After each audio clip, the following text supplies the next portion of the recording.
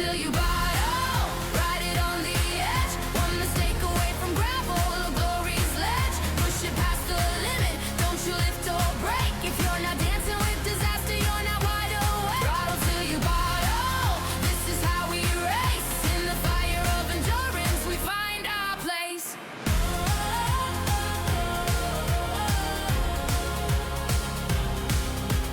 Side by side into turn 3. Drafting down the straight like we're born to be. F1 pace with an LMP soul. Pit stop dreams, flat out goals.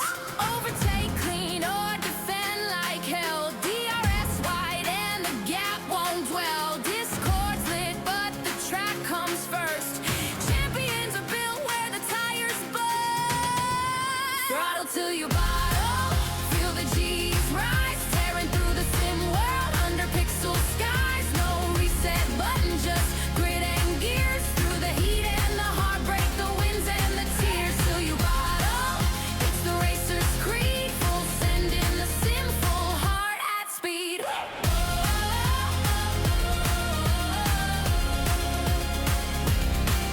From rookies to vets, we ride the storm. In lobbies where legends are born. Camaraderie in chaos, rivals and mates, one shared love. Those checkered flag fades. Throttle till you bottle. Ain't no turning back. Burn the line till the screen fades black. In this digital circus, we chase the flame. One wheel spin closer to fortune or fame. Throttle till you bottle. That's our name. Sim racers united in the ultimate game. Sim racers united in the ultimate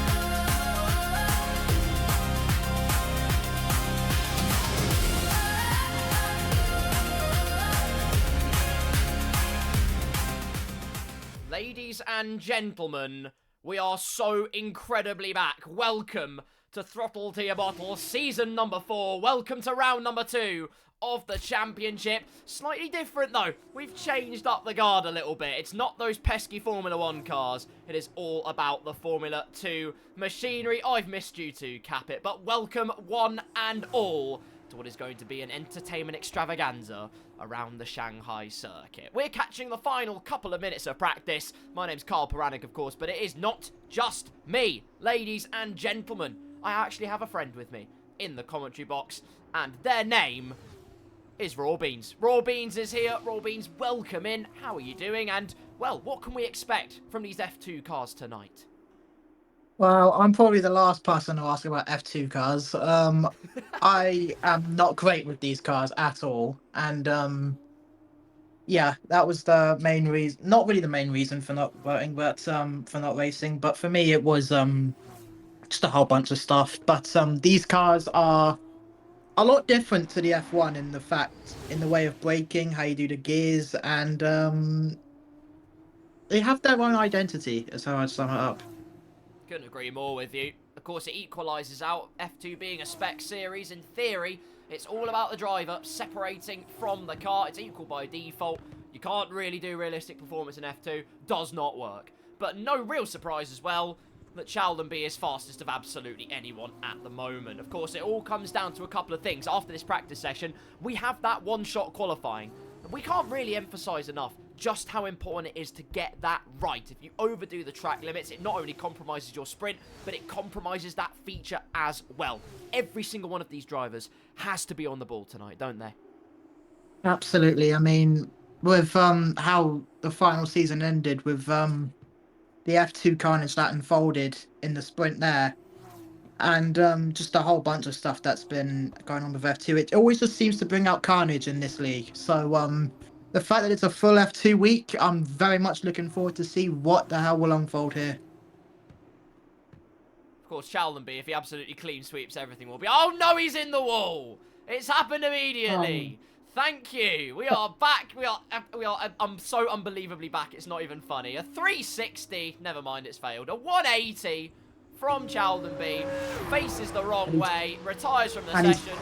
He was Unbelievable. doing a Vettel 2012 there, wasn't he? Just cosplaying as it is, you know. Cindy retires from the Yeah. session as well. We got a bunch of very decent names. Some very familiar, some maybe less familiar to the TTYB community. Arthur Way, for instance, Chaldenby, the man that currently sits fastest of anybody. Highwire, Infinity.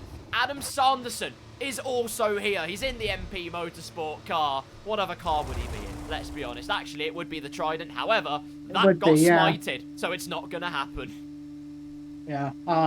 We had to we be very thorough in that he couldn't drive the Trident. I'm just kidding. Adam didn't mind what car, but yeah, I'm very much looking forward to see how Adam gets on here. A lot of quick lads in this league. I'm really, God, I'm bad at this, but let's see how he fares up. Indeed, we shall. Practice is done, ladies and gentlemen. Chaldenby is currently provisionally the fastest, but it all comes down to that cutthroat qualifying session. Highwire in P2, Infinity in P3, and a very happy birthday to Infinity Candy. It is their birthday today. They're Happy birthday, Infinity. They're probably somewhere around 21, that's my guess. Mindmaster is in P4, Arthur Way in 5th, Adam Sanders in 6th, with Daniel Rocks, Duty, Solar Cindy, and Taylor O'Brien, also known as Crazy Casper, the Flying Scotsman, rounding out the top 10. That's everybody else in the order. Yuri, of course, hasn't done a representative lap time. Danny Rocks is asking, oh my god, is this the commentator of the Creator Series? It might well be, ladies and gentlemen, but look at this. Yeah, I'm right here, everyone. Exactly. I'm right here, everyone. Space Boys in the building. This is what you came to see, Danny, but welcome in, everyone, to a Sunset Shanghai. One-shot qualifying. It's going to be a blast, isn't it? Oh, yeah, I just forgot to jump in there. Yeah, it's going to be great. Yeah, I'm looking forward to see it. What's your prediction for the what would you say is your prediction for who you think is going to take the pole here? Oh, that's the age-old question, isn't it? I've got annoyingly, as cliche as it probably is, I think Chaldenby's got the best chance. He's on the charge, no matter what car he's in. He smashed it in the equal cars last week. He'll probably do the same tonight. Who do you think, Raw Beans? I'm going to mix it up a little bit. I saw pace from a certain someone in second. And starts immediately. Carl, it's over to you immediately. I did not plan for this.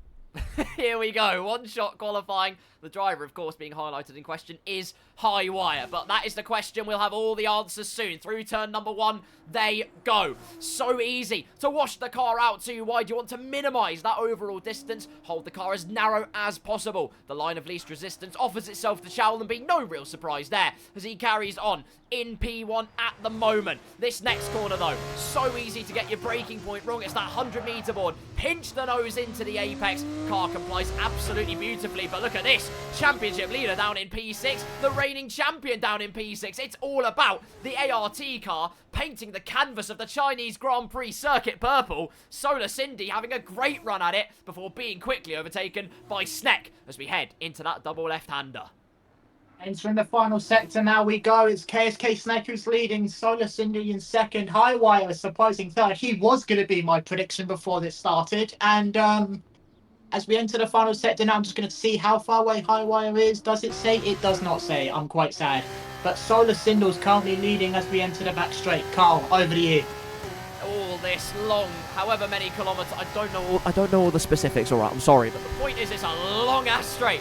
And look at this. Highwire is using every single millimetre available to him to maximise the straight line speed of the car and then slam on the anchors at the 100 board. A bit of a lock-up from the Virtuosi, it's not the Virtuosi car, I can't remember, Dam's car, that's the one, I know F2 teams. Through the final corner though, will it be Cindy? Will it be Sneck? Sneck looked like to have the run of his life midway through the corner, but the ART car takes pole position for round number 2.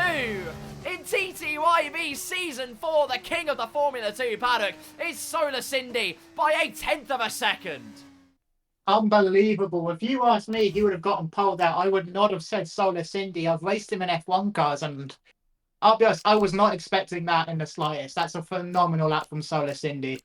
Well, what's interesting to me, you have Adam down in P9, Chaldenby, our reigning champion, 8/10 off pole position.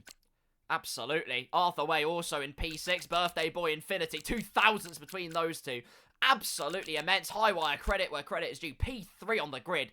excellent work. Yuri with that representative lap time also on that second row, but that's for the feature race, because we have a full-length sprint to deal with first. Duty, Crazy Casper, RVK 1993, Tanadran, Romanian George Russell, Beaksy, Noel, kart driver Timo, and somebody else rounded out the grid. I don't have a photographic memory. But just I like think that... it was Benji who got disqualified. That's the one, thank you. There we go. This is why we have 2 people in the commentary box, ladies and gentlemen. But look at this. Cloud cover for the Chinese Grand Prix sprint race.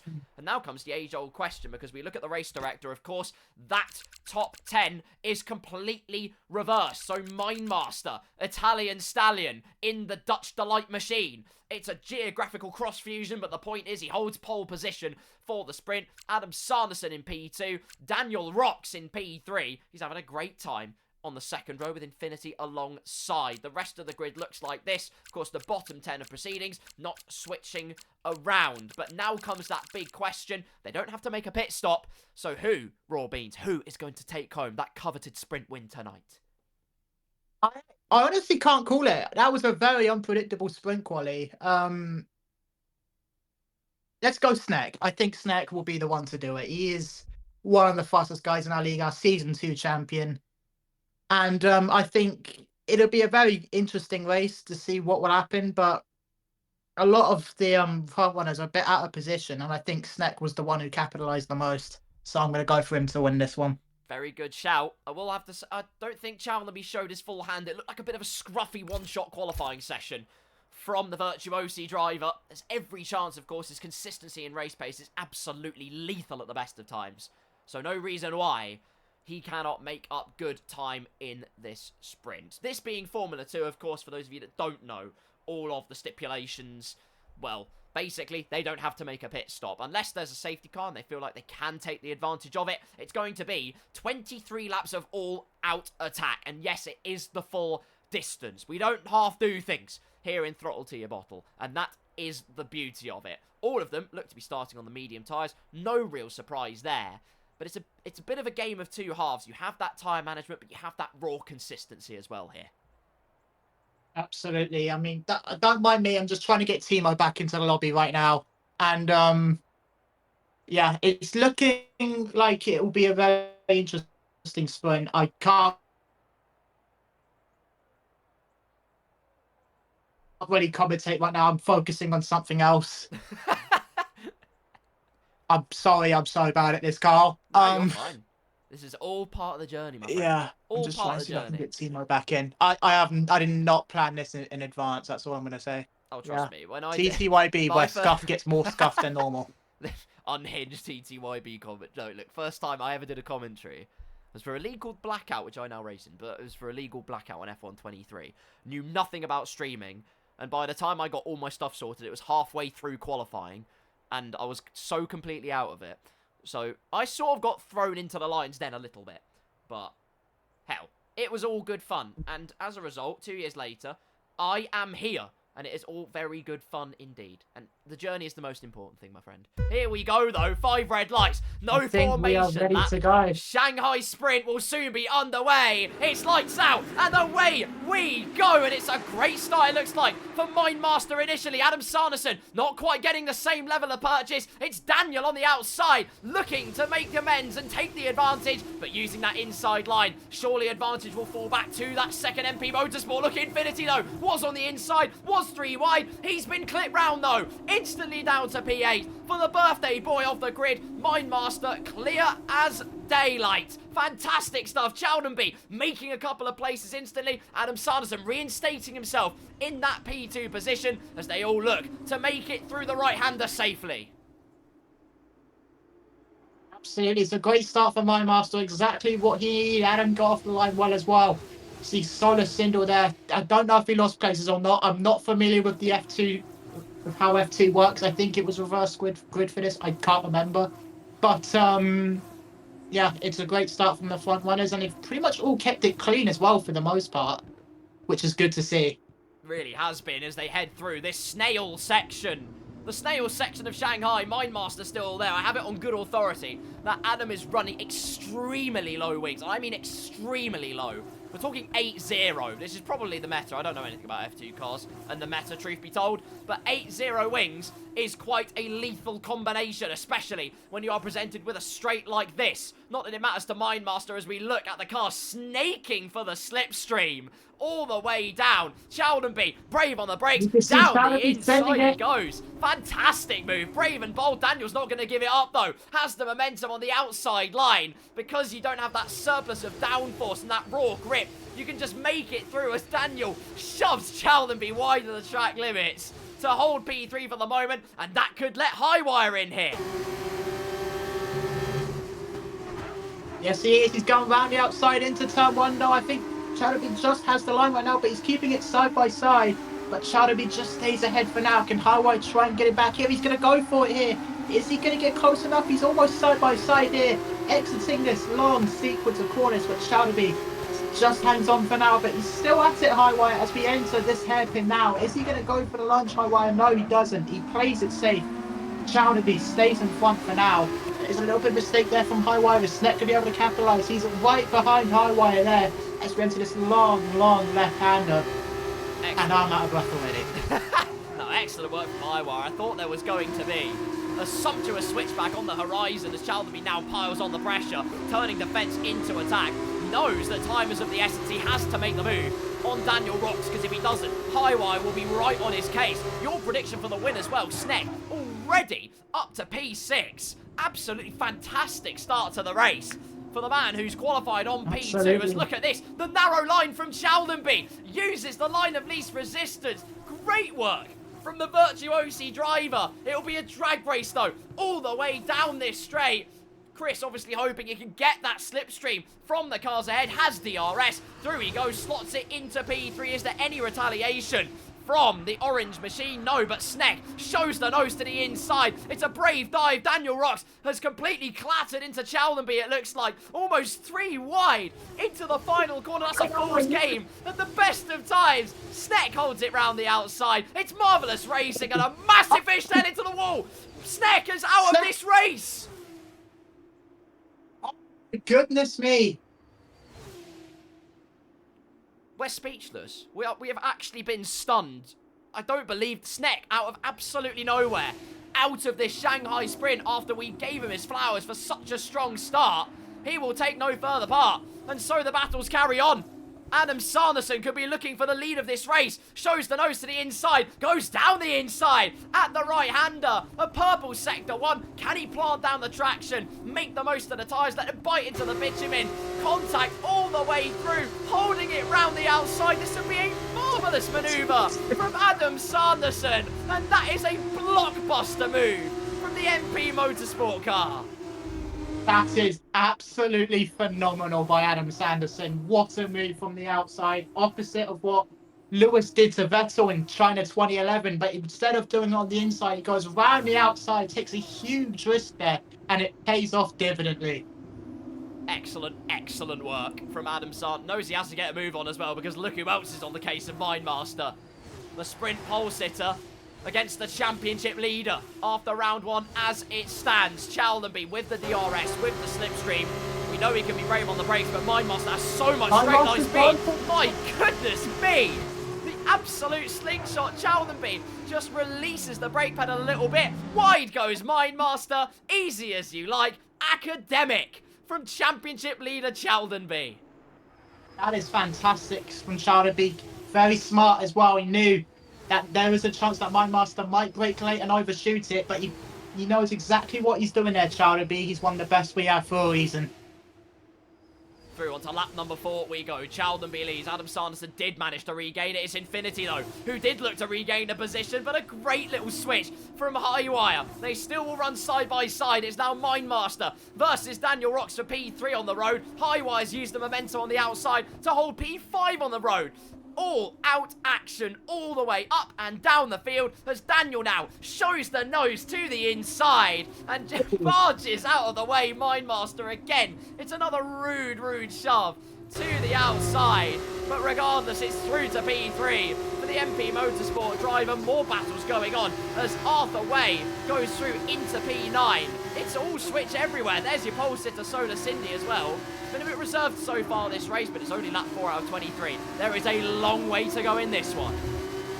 Yeah, I thought that there may have been a little bit of a mistake by Infinity there in the end of the first sector. I saw a yellow flag pop up for a little bit, and then it looked like Infinity was losing a couple of places. That's probably how Arthur got past him. But as we take a look at the front, Adam Sanderson is right on the back of Chowderby here. This is a battle for the lead here. Here we go. To the front of the field, we emerge. MP Motorsport versus Virtuosi. Not a massive, well, surplus of straight line speed, but Adam Sanderson goes to the outside. Challenby lays the gauntlet to the inside. Is there a switchback potentially? No. Daniel goes extremely wide though, and that should surely open up the door for plenty of hungry sharks behind. Mindmaster versus Highwire. They'll run side by side. Towards the final corner we go. To start lap number 5, it feels like we've been going for 50 laps so far. That's just how much action there has been as Duty goes through on Crazy Casper. For P9 on the road, Infinity's gained the lost ground he had. Highwire, though, to the inside of the Mindmaster. Can he do it, though? Holds that inside line all the way through. Switcheroos on the left-hand side on the leaderboard. Use the momentum as much as you can. He's got to be careful, though. Solar Cindy is on the prowl. Just keeping an eye on the battle at the front between Chowderby and Adam Sanderson, who have pulled away a little bit because of what's happened with Daniel Rock at the hairpin. And they are starting to see a bit of a gap emerging throughout the field with Chowderby, Adam, and then there's a bit of a train behind that leads all the way up between Yuri and Solar, who are currently battling right now for 6th and 7th. I'm not making the joke, but here we go as we enter the next corner. I can't remember corner names, but as we... this is an awful camera angle, give me a second. Solar stays ahead of Yuri Aarons there, and there's a bit of a gap there with Infinity behind. The gaps are starting to emerge as Taylor O'Brien gets a 3-second penalty, and now we enter the back straight with Chowderby leading Adam Sanderson. Second double dose of DRS then for Adam Sanderson. Or it might just be a singular sledgehammer, should he choose to do so. The gap, just over half a second. He's going to try every single trick in the book. Chowderby knows what the score is. And look at this, Adam Sanderson, even with DRS, not really catching, not nearly at the same rate that Mindmaster was doing at the beginning of proceedings. But regardless, to the hairpin he goes. Adam Sanderson, big slide out of the hairpin. Chowderby also went wide of the apex. Sorry to cut in for a second there. Mindmaster and Highwire still battling away. Highwire holds P4. No real dramas after that. I have a feeling that Chowderby's running a lower wing setup than what Adam's running. I think I know exactly what Chowderby is running. I was peeping in Adam's stream a little bit earlier today, and I think I know the exact number that he is running, and you mentioned 8-0. I think it's even lower than that. Through to lap number 6 we go. Again, leaders nose to tail. I'd be surprised. I mean, it was only 8, as far as I can tell, it was 8-0 on the wings that Adam Sanderson was using, so it shouldn't particularly have a massive deficit in straight line speed unless, well, Chowderby's got the Mercedes power unit, if you know what I'm saying. But lap number 6 yep. Here in this sprint race, I have to be so careful not to say Grand Prix in an F2 situation. But this is the score. Chowderby leads Adam Sanderson, and then through goes Daniel Rocks in P3 at the moment. Highwire just clutching on to the outskirts of DRS. In fact, losing it briefly. We know Highwire's got the pace, but DRS will wreak havoc on you, particularly if you do not have it.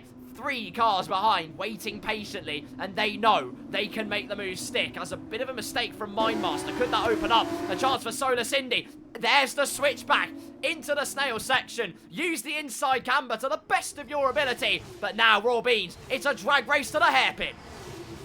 Yeah, and I was just keeping an eye on the front runners. I know like Chowderby made a little bit of an error entering the back straight, but he seems to have kept it. Adam not particularly gaining under DRS, but now we can see further back there's Solar Cindy, Mindmaster battling, entering the hairpin. There's a bit of contact made. I'm not quite sure what happened there, but I think Mindmaster's lost out quite a bit. There's this 2 wide entering the final corner now, and there's a bit of argy-bargy going on as Yuri tries to get past Solar for 5th place. There's a bit of a gap folding in front as well because of this, but Solar manages to keep it as Mindmaster goes for it on Yuri into turn 1 round the outside. It's a bit of grass onto Yuri's tyre right now. I'm just trying to keep an eye on what is going on here, but I think Yuri just about stays ahead of my Master. Infinity's there as well.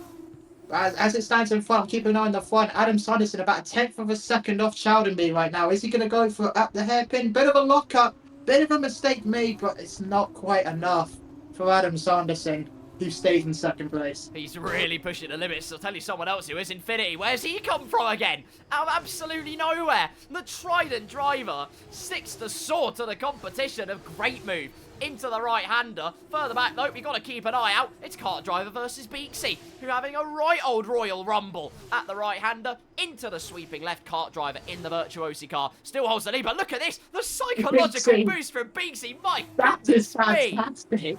What a move from Beaksy. That's caught the attention of the commentary box. How about that? Yeah, absolutely nowhere. It seemed like Kart Driver had that one won, but Beaksy, out of absolutely nothing, has managed to pull off a sensational move, reminiscent of what Adam did earlier on in this race, and he's up in the 17th.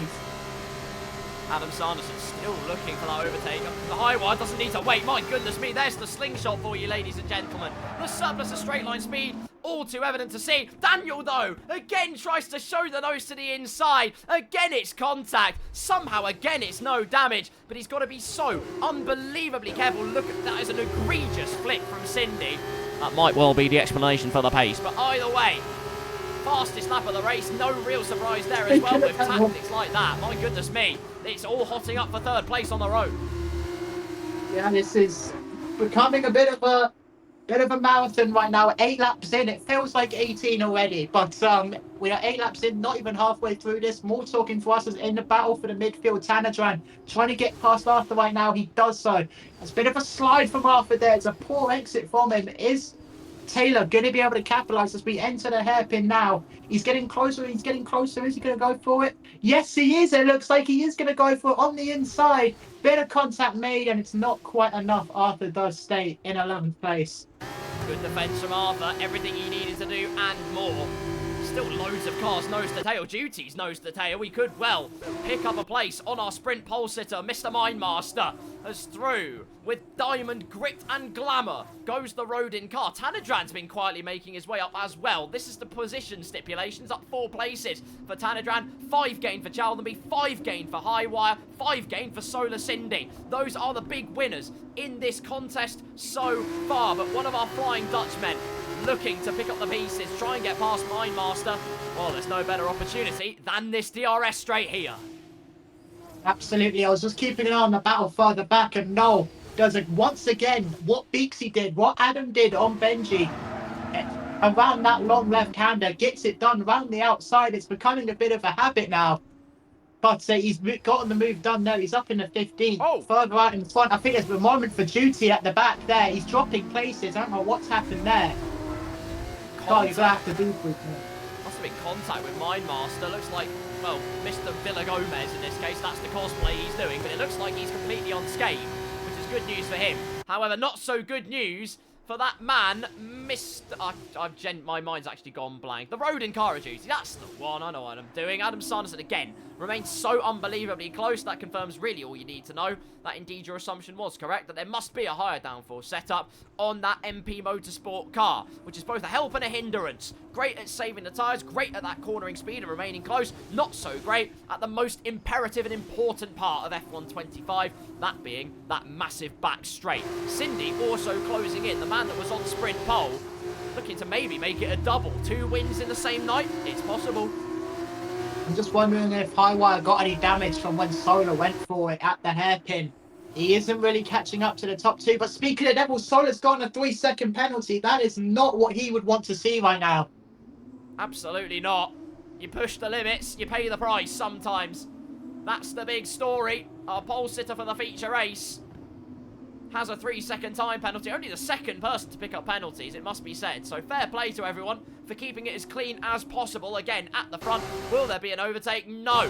Gap being extended, even with the DRS available, will catch up by minute margins. It's the closest they've been in a while, about 0.3 of a second. Cindy, though, to the inside, shows the nose, massive slide, locks up the rear tyres. I'll tell you what, a 10 out of 10 for showboating, but it will not inherit more points because Highwire has picked the pocket of the ART.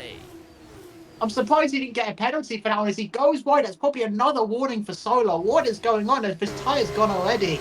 But he's sticking with him now as Highwire covers the inside now. He's going to have to try around the outside. Doesn't quite get close enough in this bit. Is he going to get close enough here? He's getting closer and closer. He's going to go for it. And yes, he does. Does he get ahead? I think he does, but Highwire's going to keep him at bay right now. But Solar, I think, picks up third place. But now he's going to have to find a way to pull away and gain that 3 seconds.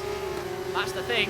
We know already, we've got all the important intel that he does have the pace to do something, as a massive locker on the front left once again, putting the tyres through perpetual torture, but nonetheless, still carries on his merry way. He's got 2.5 seconds to the top 2, and then has to extend that gap by another 3 seconds, as Tanidran looking to make moves. It's Arthur Way versus the Rodin car, but not in this case. It's not a done deal, but then picking the pocket is Crazy Casper. Down the inside, quickly thrown off kilter. Look at the way the momentum shifts, depending on the positioning on the track. Very fair space left by Tanidran, who will seal the deal, albeit extending the track, but seal the deal nonetheless. Coming on to this long back straight again, Adam again, trying to keep as close as possible, but watch that gap ebb and flow. It will extend pretty much all the way to that DRS line. Yeah, I was mentioning there was contact. It was between Arthur and Tanidran, who collided at the hairpin, and that's what caused Taylor to catch up there. Adam had to think about it there, not quite close enough again. I'm wondering if he's just trying to save his tyres here, maybe for the right moment to capitalise on getting past Chowderby here, our reigning champion. Dominant as ever as Arthur Way goes for it on Mindmaster at the hairpin. Does he make it work? Yes, he does. And Tanidran gets past Taylor O'Brien up into 10th place. Perfect synchronicity up and down the field, ladies and gentlemen. We're nearly And at it's focal gone point. for- Adam Sanderson down the inside out of absolutely nowhere, it looked like. He's been brewing that one up for a while, but an absolutely fantastic move from Adam Sanderson. We've seen it many a time. We've seen the narrow line being used, and there's the result of it. P1 to the MP Motorsport car once again. Yuri battling away with Daniel Rocks, trying to cover the inside. You're going to need to do more than that against the Flying Dutchman. So brave on the brakes, down the inside. P5, that is, for the Campos car. I was keeping an eye on what was going on between Adam and Chowderby entering the hairpin. Chowderby had to think about going for it, was committed, but I think Adam had it covered and there was a bit of contact. I was wondering if Chowderby picked up any wing damage there. And taking a look at it here, Adam is starting to pull away a little bit, 5/10 the gap already. Is there a bit of wing damage on Chowderby after that? Doesn't look like it, not visually anyway, but the visuals usually lie. That's the main thing. All we know is that Chowderby has got the straight line speed for days at 3/4 of a second almost out of that snail section hairpin. We ride on board with the man in the Virtuosi car. Cindy's reduced the arrears by about half a second, but the DRS will certainly help with that surplus of straight line speed for the Virtuosi. Down the straight we go, and it's absolute child's play. To the outside goes Chowderby. I mean, that's like bringing a gun to a knife fight. It was absolute daylight robbery from Chowderby, who once again takes the lead. Adam Sanderson, he can try and run, but he cannot hide. I literally was trying to see if I could get Timo back into the lobby. I look back and Chowderby's half a second ahead of Adam. What's happened? Honestly, the surplus of straight line speed is absolutely ridiculous. Meanwhile, Yuri's been quietly whittling away at this race. Fastest lap for the Campos driver, a 44.3, closing in on high wire as we have another penalty, and it belongs to the Romanian George Russell. What is Crazy Casper up to? What is Duty up to? What's Tanidran up to in the background? Sweeping round the outside of his teammate. What can Duty do, though, with that psychological boost, with that narrow line? Do two for the price of one, potentially. That is a marvellous, marvellous attempt at a manoeuvre from Duty. Can't quite make it work at the end, but he's got plenty more opportunities to capitalise there. At the top of the tree, though, Chowderby, Adam Sanderson, Cindy still closing up as there's Arthur Way down the inside of Mindmaster, who, instead of sending people wide, has now gone wide. You win some, you lose some in this game. Yeah, absolutely. Adam getting closer to Chowderby once again. 3/10 the gap is now. They're still out of DRS from the car behind, who's Solar Sindu. He hasn't quite gotten that advantage he wants because of that. With that penalty, he's getting further away, but Highwire is able to keep within that DRS for now. Yuri's on the back of him as well.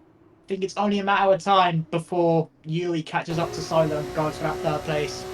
Again, just a visualisation as well for Adam Sanderson of his struggles. He's got the DRS bearing in mind, so he should, in theory, have an opportunity to catch up, but Cindy basically equalising the gap, despite not having that maximum flappage available to him. We're over the fulcrum point of this race. There have been 2 that have been class above the rest so far, albeit with a penalty. One's trying to make it so nice it'll be thrice, and that is Solar Cindy. Duty goes through on Crazy Casper, an academic move. In the background, we have RVK and the Romanian George Russell knocking 10 bells out of each other. Speaking of which, that's sliding off into the infield goes Duty. It's another piece of psychological plummeting that he's going to have to deal with.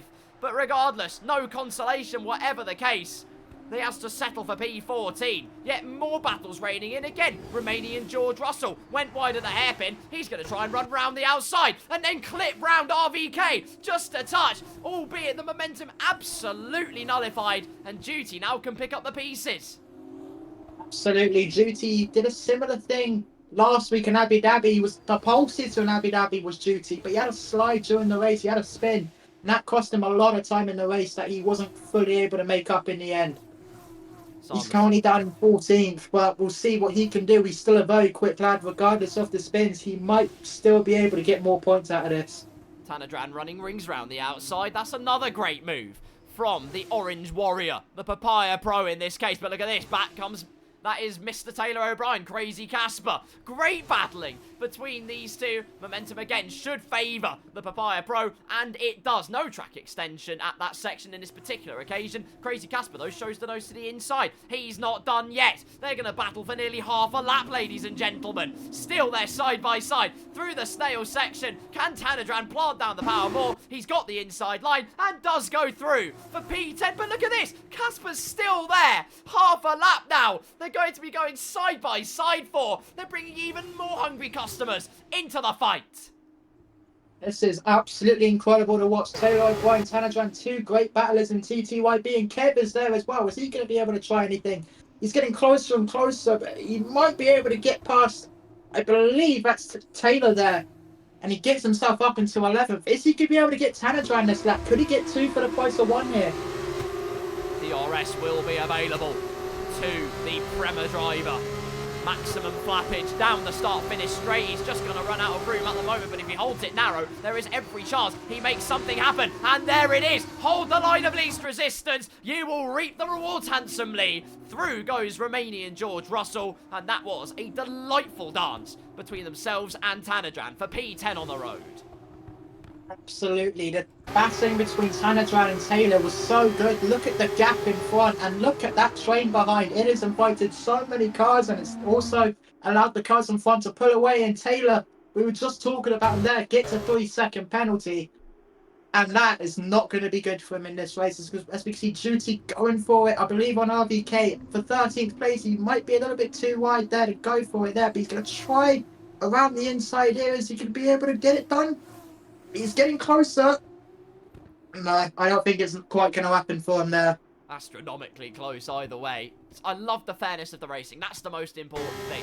The fact that everyone does leave space. The fact that there is carnage and contact from time to time. There's bound to be. Nobody's perfect. But it's equally so beautiful to watch as Yuri is going through for P4. Has the outside line. Trying to use the momentum. Contact on the exit between themselves on the high wire. It's a tightrope that they are clinging onto, but Yuri moves through for P4. Retaliation with the DRS though will belong to the Dams driver, who's going to have an excellent surplus of straight line speed towards turn number 1. Yuri will try and hold the outside, but sweeping round goes Yuri, sweeping round goes Infinity, but the inside line for Yuri Arendt. That is delightful from the Campos driver.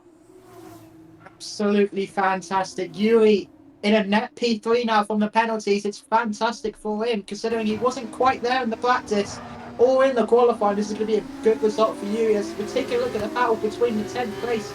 Right now it's 3 wide entering turn 2 right now. It's absolute season contact made. Taylor's gone for a spin. And then I don't know. I don't know what's happened there. It's absolute carnage. But we're moving up to the hairpin now. Tanadran trying to hold on between Kev and Duty. Kev is going to go for it there into the hairpin. They keep it clean, bit of argy-bargy. But Kev, is he able to get through? He's still side by side there. As we enter this next sequence of corners, there's still contact made. Bit of a And Juicy's able to capitalise there as well. Is he up into 11? These camera angles are doing my head in trying to spectate this. But as we keep moving side by side, entering the. I need to really get a track map up for these corners. But we need. I'll be honest, But Juicy still. I don't know Yeah. anything about You Chinese take over. Grand I'm Prix. getting a track map up. I'll be honest. Don't know anything about Chinese Grand Prix corner names as Duty goes down the inside of Romanian George Russell, makes it before the apex. There is also damage as Solar Cindy, it's 10 seconds worth of penalties for exceeding the track limits. I can only assume there was a big mistake and there's more carnage to be had. Carbon fibre confetti erupting all over the shop as Another Infinity 3 goes seconds wide. for him, and Infinity picks up a penalty too. My goodness me, it's all erupted at the front of the field. This 6-car train just had a cutthroat clash. For the very front of the field, Yuri's inherited the massive benefit out of that. Up to P3 he goes. And based on the way the top two have been so equalised on pace, and Yuri has just been getting stronger and stronger. With 7 laps to go as another penalty rains down. Arthur Way looking to go through with the outside line. Mindmaster equal to it. Can Arthur hold it round the outside though? It'd be a brave move to try it. He is going to try it though because fortune favours the brave and the bold. Jackpot for the high-tech driver through into P8, or is he? Because here comes the VAR car. Get that up on the screen, ladies and gentlemen. It doesn't take 5 minutes to check this one as Arthur Way locks it up. Grass on the front left tyres. Wide goes Mindmaster in sympathy. It's all complete chaos. Yeah, goes right past. But yellow flag in front. Solar Cindy out of the race. Solar Cindy DNFs out. He's binned it into the wall. I assume it's a rage quit because he's crashed at a very unorthodox place, unless he's done a Lance Stroll. But regardless, Solar Cindy bows out of this contest. Adam Sanderson still remaining within DRS. And Chowdhury's got all the answers in straight line speed. It's going to take something super, super special to win this one from here, surely, isn't it?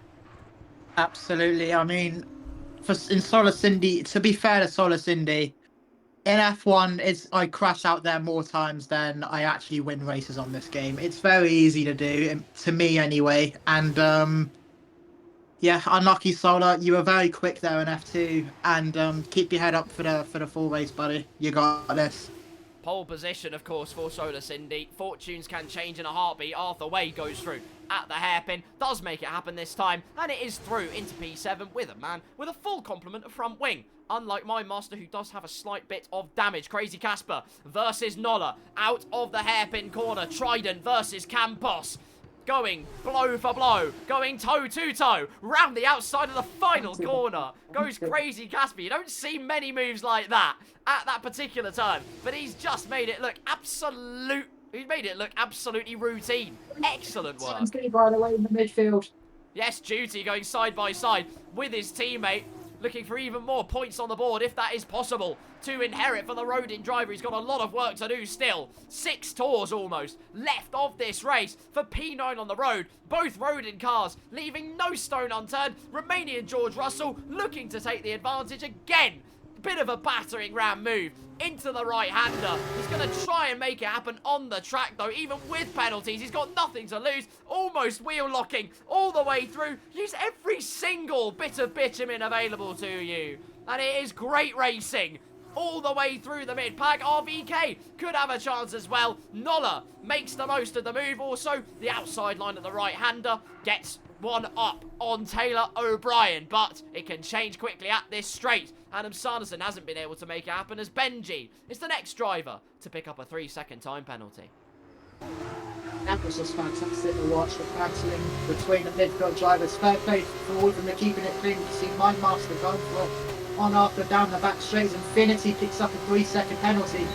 Arthur thought about going for it down Mindmaster there, but bails out of it at the end. Mindmaster stays in 7th. Adam still about 2 tenths off Chowdhury as Yuri is now right behind them. There he is, Flying Dutchman. Expect him. Are you not entertained? Tanadran and Romanian George Russell again going at it for P10 on the road. Duty's managed to escape. That was imperative for the crucial climax of this race at the Chinese Grand Prix, or the Chinese sprint race, should I say. Heading into turn number 1. Once again, Tanadran leads this train for P10. Round the outside goes RVK, though. That would be some spectacle if he made that work. Through goes Romanian George Russell. RVK dangles the carrot, leaves the nose in, but the ART driver is not going to make it happen. Still, Nola and Casper making their way through. Side by side, state of affairs all the way through. There is a clear-cut top 3, though, in this contest. And with 5.5 tours to go, who on earth takes this one here, Rawbeans? I couldn't call it. I genuinely could not call it. Adam, Yuri, Challenby, all very fast in their own way. Challenby, Yuri, both champions in the past, but Challenby our reigning champion. But out of the 3, Yuri's pace is just absolutely unbelievable. He's getting closer and closer to Adam there. He's going to go for it here. Massive opportunity for Yuri to try and seal P2. Both Red Bull livery cars massively late on the brakes, though. Adam Sanderson doesn't need a second invitation. Will retain P2 for the moment, but there's another opportunity. Yuri basically pushing Adam through these corners. And again, DRS will be wide open. He knows he's got the straight line speed surplus. Anything presenting itself into turn number 1 makes Adam have that compromise line. He's going to try and run it all the way round the outside, but that is never going to happen. Not at this Shanghai circuit. Not with the way F125 behaves. Adam knows all the tricks to hold P2. Fantastic defending by Adam. He knew that when going side by side to cover the inside perfectly, force Yuri to go onto the outside there. Does it again at turn 1, and Yuri just couldn't quite get through, but give it time. I think Yuri could be there ahead of Adam soon. It's also a lap car, I believe it's Timo. Maybe that could play a factor into it. Maybe Challenby could get some DRS out of that. Maybe indeed. It is, of course, completely ghosted. Everyone activates the tractor beam once the lap cars arrive. As again, Nola and Crazy Casper are just knocking 10 bells out of each other every single corner and making moves at every single beautiful bend of the Shanghai circuit. Fantastic racing between these two. Fantastic racing between the top 3. Lap traffic phasing through it will be Challenby. And hopefully he will get DRS. He was behind that, the detection zone, unless there's some absolutely heinous rule that means he doesn't. But towards the DRS line they go. Adam Sanderson, again, close as he has ever been to the back of the Virtuosi car. But running that higher wing, there comes a very critical compromise. That being that Yuri might have a chance towards the hairpin corner. Not nearly as late on the brakes as he was last time. And in this case, making the apex. So good stuff there from the Campos driver. The top 3 with just 4 tours to go to settle who on earth will win the first sprint race of Season 4. Yeah, I think Challenby got DRS on that back straight from that lap car. He was able to pull away a little bit from Adam there as he's now under pressure by Yuri. Entering turn 1, is he going to think about going for it? He's right at the back. No, he's not going to go for it there. He's going to play it safe. Maybe go for it down the back straight again. He's getting closer and closer and closer while they're keeping on pulling away. This is a great race, I have to say. Either way, Duty's done absolutely wonderful work. I assume it was a mistake from the high-tech driver. Not that the Rodin car will care. Through goes Duty. That'll be P8 on the road. DRS, though, belongs to the high-tech driver, who's looking for new and fluid and innovative ways of dispatching of the competition. Round the outside. Goes Arthur way, goes astrologically wide, though, and that means Duty has a great chance to slip on back down the inside. Thank you kindly, Sunshine. Arthur's still there, still side by side. Through turn number 2, be tremendous on the traction. Who's going to get the most purchase? The answer is the Rodin driver has that outside line, is able to use marvellous momentum to hold the inside line, and Duty does everything they need to do. That's P8 on the road for the Rodin driver. Entering the back straight now with the top 3. Adam Sanderson a little bit closer this time around. Yuri's not quite as close to Adam as well. And then it's a bit not the greatest exit on the back straight there. Challenby's able to pull away again. It's that, I don't know what he's really doing there, Challenby, to gain that much time there. But it is impressive. Yuri's right on the back of him. Here we go, into the hairpin. We know how this song and dance ended last time. Can Yuri actually make the corner? The answer is yes, he can. This time he can. Can he get the traction? The superiority in strength. Adam trying to squeeze the line as much as possible. Has the higher downforce setup. Just runs rings round the outside again. That could displace him from that DRS. More importantly, displace him from that slipstream. That's what Yuri needs to happen. It's not going to quite happen yet. Can he hold the narrow line? No, with that lower downforce, the dirty air, that critical and deadly combination. will have to settle for P3.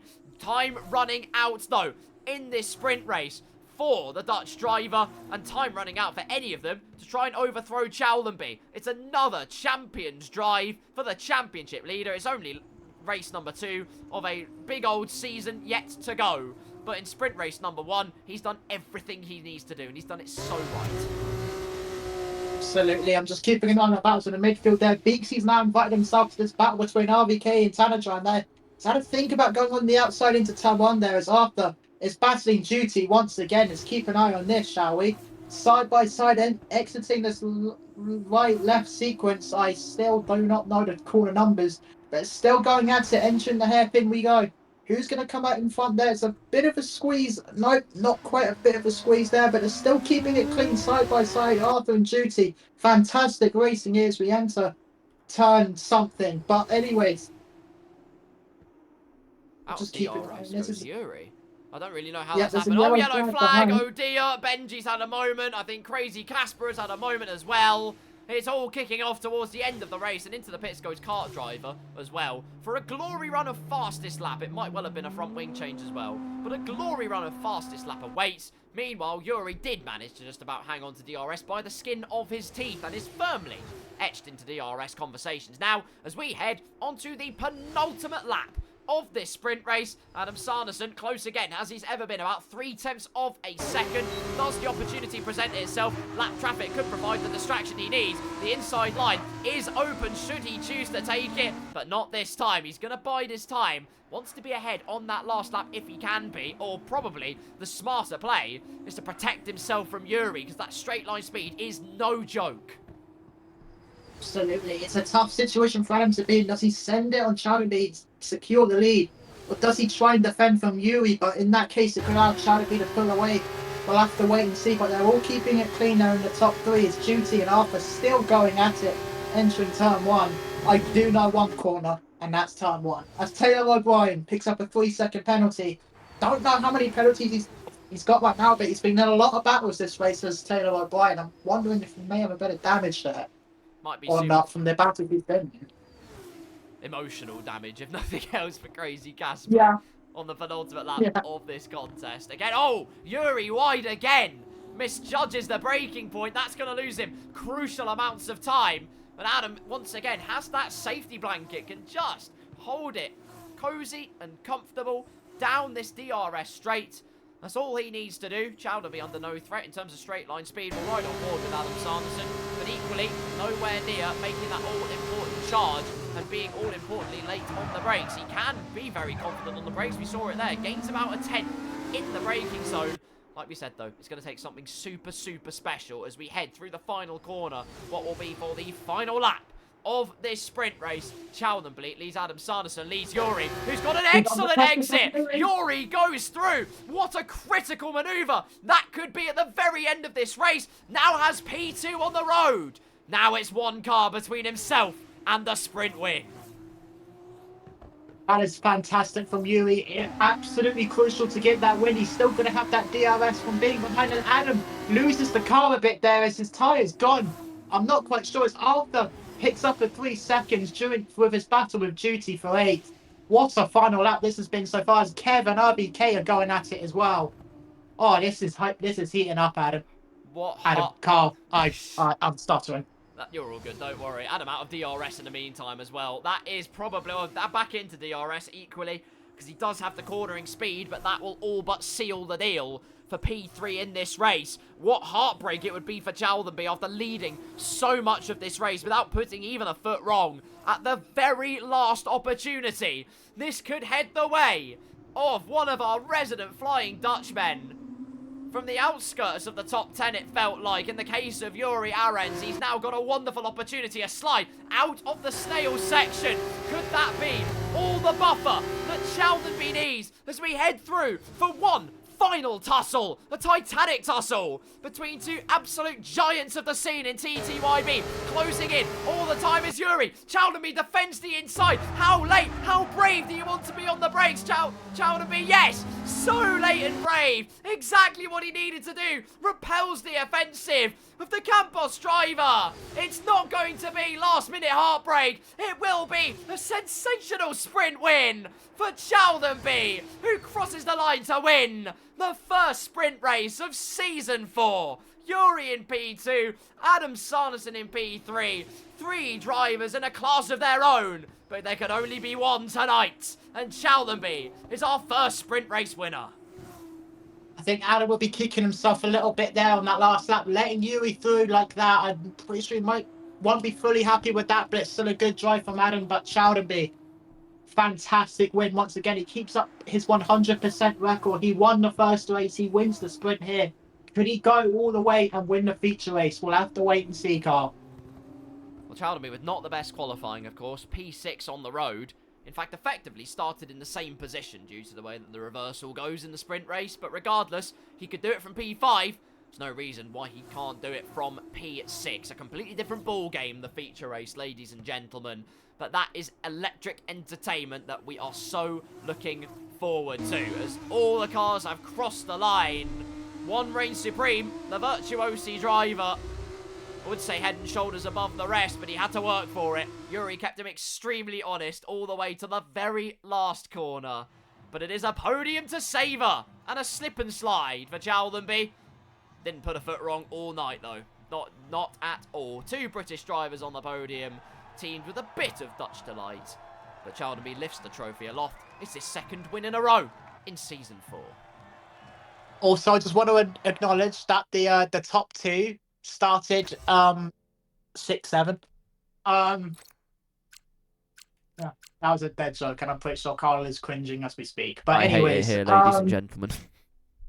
Yeah, sorry, I had to find one crap pun today. But yeah, it's the final results. Carl, I'll hand it back to you. No problem at all. Chowderby, your sprint race winner, ladies and gentlemen. Yuri not far behind. Neither was Adam Sanderson in P3. Highwire in 4th with Daniel Rocks in 5th. Infinity finishes P6 with the fastest lap. Mindmaster Duty, Arthur Way and RVK round out our top 10 with Tanadran, Beaksy, Nola, Kev, the Romanian George Russell, Crazy Casper, Benji Kart Driver and Timo rounding out our finishing order with Cindy and Sneck not reaching the checkered flag. Well, ladies and gentlemen, that was part 1 of proceedings done. What a day it has been. Well, that's only part 1. I'm knackered already. Oh, we thought we could have a break. Again, cloudy cover for the Chinese Grand Prix. However, what I'm going to quickly cut over to is my face. Hello, everybody. It's great to see you all again. But whilst we have a little bit of an interim break between the sprint race and the feature race, everybody seemingly starting on that harder compound of tyre. At least that is the provisional standings. We will tell you more when we know. But, I mean, where do you start with that sprint race, Raw Beans? You could put strength in the corner of Chowderby. He's got another race win under his belt. Yuri, though, looks scary fast in the F2 cars. Absolutely. I think it could go anyone's way, to be honest. Solar Cindy is our pole sitter once again. I've just checked the thing. And because of the reverse grid, yeah, I believe this is the case. Oh, no, it's the regular quality. It's the regular quality. What am I doing? But yeah, Solar Cindy on pole, next 2nd, Highwire 3rd. Chowderby is in 5th for this race. We have Yuri in 4th. Adam Sanderson, who finished 3rd in the race, in the sprint race, is starting 9th in this one with Daniel Rocks, his teammate, in 8th. Who do you think is going to win this one, Carl? Gosh, it's tricky to judge, isn't it? I'm going to put the ball in the court of Sneck. I'll be honest with you. I feel like he's got a chip on his shoulder now to just try and relieve after that sprint race. Did not work out whatsoever. Quite obviously, crash. But the feature race, different ball game. Plenty more points to be awarded there. P2 on the grid. He knows he's got the pace. He's only got one car between himself at the front. I think the hunger will be there tonight. Yeah. I am going to go for the man who was absolutely rapid in that sprint. And I think if he had one more lap, he probably would have won it. I'm going to go for Yuri Aarons to take the win today. in the feature race. I'm going to go Yuri first. I'm going to go Chownaby second. I'm going to go Sneck third and Adam fourth is my predictions. There you go, ladies and gentlemen. I think if Cindy doesn't absolutely bin it and get track limits warnings, I think he could be a very good shout for a podium. But that is a different kettle of fish entirely, the consistency in the race. What we're also hearing from Infinity, happy birthday again, it rains after 5 or 10 minutes, we are hearing. So not long in this race until they have to start thinking about potentially the wet tyres. Of course, no intermediate tyres in Formula 2. That is another consideration that they have to deal with. Equally, though, makes it very entertaining for us here. Means more commentating for us and more time for us to run our mouths. Yes! Exactly what I love, ladies and gentlemen. Also, I'm opening another drink. Well, I'm not going to survive this. Okay, cap it, as about saying, let's give this man the fastest lap GP award. You know what? It's better than no award at all for Infinity. So I'm sure he'll be very happy. Danny's saying, I came P5 just slow. Nope, nothing about that. Hello, Danny. Mate, by the way, how are you? No, nothing wrong with P5 at all. You did very well. You kept it consistent. Hence why you got the big points. So well done, you. Who else has been... Cindy also, we're hearing on his retirement, said he broke too late, would have hit Adam otherwise. Hence why he decided to call, with 16 seconds of penalties, decided to call time on that sprint race. We've also got many shouts for overtake of the season, which is, well, to be honest, after all the action in Shanghai, not really surprised, because that was quite some racing. Absolutely. I'm out of breath already. We've got to do it for even longer in the second half. Please give us strength. You lot are the reason that we do this. We're putting our voices through hell for your entertainment, Carl. Are you ready for this feature race, buddy? Born ready, my friend. You ready for it? I don't know. Well, you know what? We're about to find out. We await time in the pit lane. Of course, there's a bit of an interim still, as we wait for everybody to finalise their strategies. Their setups should already be out of the question. They should already have those under lock and key. The Paddock Club, despite being in high-vis, despite the fact the cars aren't moving at the top, they're loving it. Unbelievable. Imagine what happens when cars start moving. There you go. Capit saying, I need an Infinity Masterclass. Well, need is a strong, strong word, but I believe he can do it. So you never know. What's my thoughts on soft medium, says Danny Rocks. I don't know much about F2, but I think soft medium is probably a decent strategy, I would be honest. Unless it starts raining, in which case you probably don't want to put on the medium tyres in the wet. You want to be using those wet tyres. No real surprise there. Our job as commentators is to commentate, not give other drivers strategical advantages. We are not helping our drivers with this. Quite right. The other thing is also to point out the blindingly obvious. So I'll tell you what else is obvious, Danny. It's cloudy in China. Again. The clouds of doom are descending upon the grid to rain on their parade. Any more tyre changes that have been had? The majority of the drivers starting on those soft tyres. Only 3 drivers going on to the mediums. Those being Crazy Casper, the Flying Scotsman, Kart Driver, and Timo in the outer, well, in the bottom 10 of our grid. Everybody else going for that soft tyre and banking on the fact that it is going to be raining relatively early on. As Infinity says, it's raining, I hear it. What I also hear are 5 red lights. Cindy on the right. It will be the pink machine on the left of Sneck, and it is. Lights out, and away we go. And a decent start, loads of wheel spin for Sneck in the second phase. Thought he had an actually pretty decent launch. Has the inside line. Cindy's going to hold P1 for the time being. Opens the door, though, for Sneck, who does not need a second invitation. So Cindy keeps the nose in, though, for turn number 2. Has to hold it as narrow as possible. Great move there. There's already a yellow flag. Danny's in the wall. Arthur way in the wall as well. Goodness gracious me. It's kicked off. There's already a safety car on lap number 1.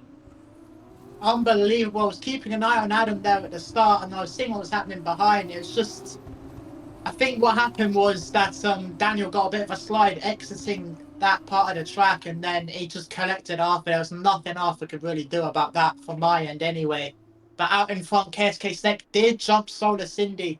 Before that safety car happened, he's now leading the race. Solar Cindy in second. Iwan in third. Chowderby already up into fourth. He's made up a place already. Yui down 2 places in 6th place. Infinity 5th. Adam up 2 in 7th. We're hearing Infinity Master start up 2 places. That is a pretty good start indeed. Not so great for Arthur Way or for Danny. Down 14 and 11 respectively. Not ideal, I will admit. As Danny goes, what was he doing? He pulls out the team radio card, ladies and gentlemen, as we will now be line astern behind Bernd Mailander for the next couple of laps. No real reason, of course, to get rid of these soft tyres. They've only done about 4 corners. So Sneck, Cindy and co will remain patient and line astern. Good start for Adam Sarnison as well, for Mindmaster, for Crazy Casper. So many people taking the advantage. Sneck, Solar Cindy, Highwire, Chowderby, Infinity, top 5, with Yuri, Adam Sarnison, Mindmaster, Taylor O'Brien, Crazy Casper in other words, and Duty, rounding out our top 10 for now. I was just taking a look at the position changes right now, and Yuri Allen's losing 2 places at the start. He's our biggest loser here as drivers are peeling into the pits right now. Highwire's trying to... I think that's Solar Cindy trying to get past and gets a 10-second penalty. It's risky to do so. Yuri also picks up 10 seconds from the collision with Adam. Oh dear. Deary me. Drivers trying to take the advantage. Play it hyper-aggressive. Like we say, you can pay the price. 2 drivers already have paid said price, and they're going straight onto those wet compound tyres, banking on the rain, coming sooner rather than later. Wets for kart drive, well, not wets for kart driver, in fact, my apologies. Sneck, Cindy, Highwire, Chowderby, Adam Sarnison, Yuri, all 6 of them onto the wet tyres, plus Beaksy and a smattering of others. 7 brave souls are hoping that the rain holds out for just that little bit longer. I do love a strategy war. This is great to see. Oh, it's brilliant, isn't it? I do love it. We all love it. We all love the strategy, the rain playing huge favours for strategies. We don't know if the rain's arrived yet or not. I think it has arrived. I'm taking a look at the driver cam on Infinity. I think the rain has arrived already, Carl. The rain, it looks like it is spitting. We'll look off the halo just to double check. And yes, the light rain has begun. A weave from Infinity, who's on, yeah, you're on camera, mate, and that is a weave of utmost frustration, as he's trying to get the safety car to get a blimmin' move on with it. Of course, the wet tyre drivers, the crumb of comfort is that they have to baby those tyres, because they know they will disintegrate if they don't. So Infinity does have that crumb of comfort. He shouldn't lose too much time if he were to peel on to the wet tyres at the end of this lap. Sneck and Co are catching, though, little by little. Well, the penalty situation. Sneck got a 10 seconds out of that as well. Despite being really an innocent bystander, 10 seconds for him, 10 seconds for Cindy, and 10 seconds for Yuri as well. Next going to be fuming with that one. It feels like he was the passenger there. Solo was the one who went for it, and he's the leader of these I can't speak. Wet runners. There we go. 3rd time's the charm.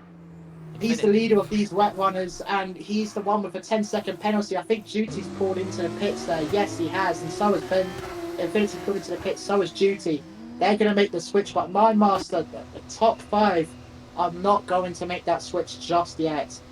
Apparently not. I'm pretty sure 2 of them are AO cars. That is a brave and bold strategy from the VAR crew.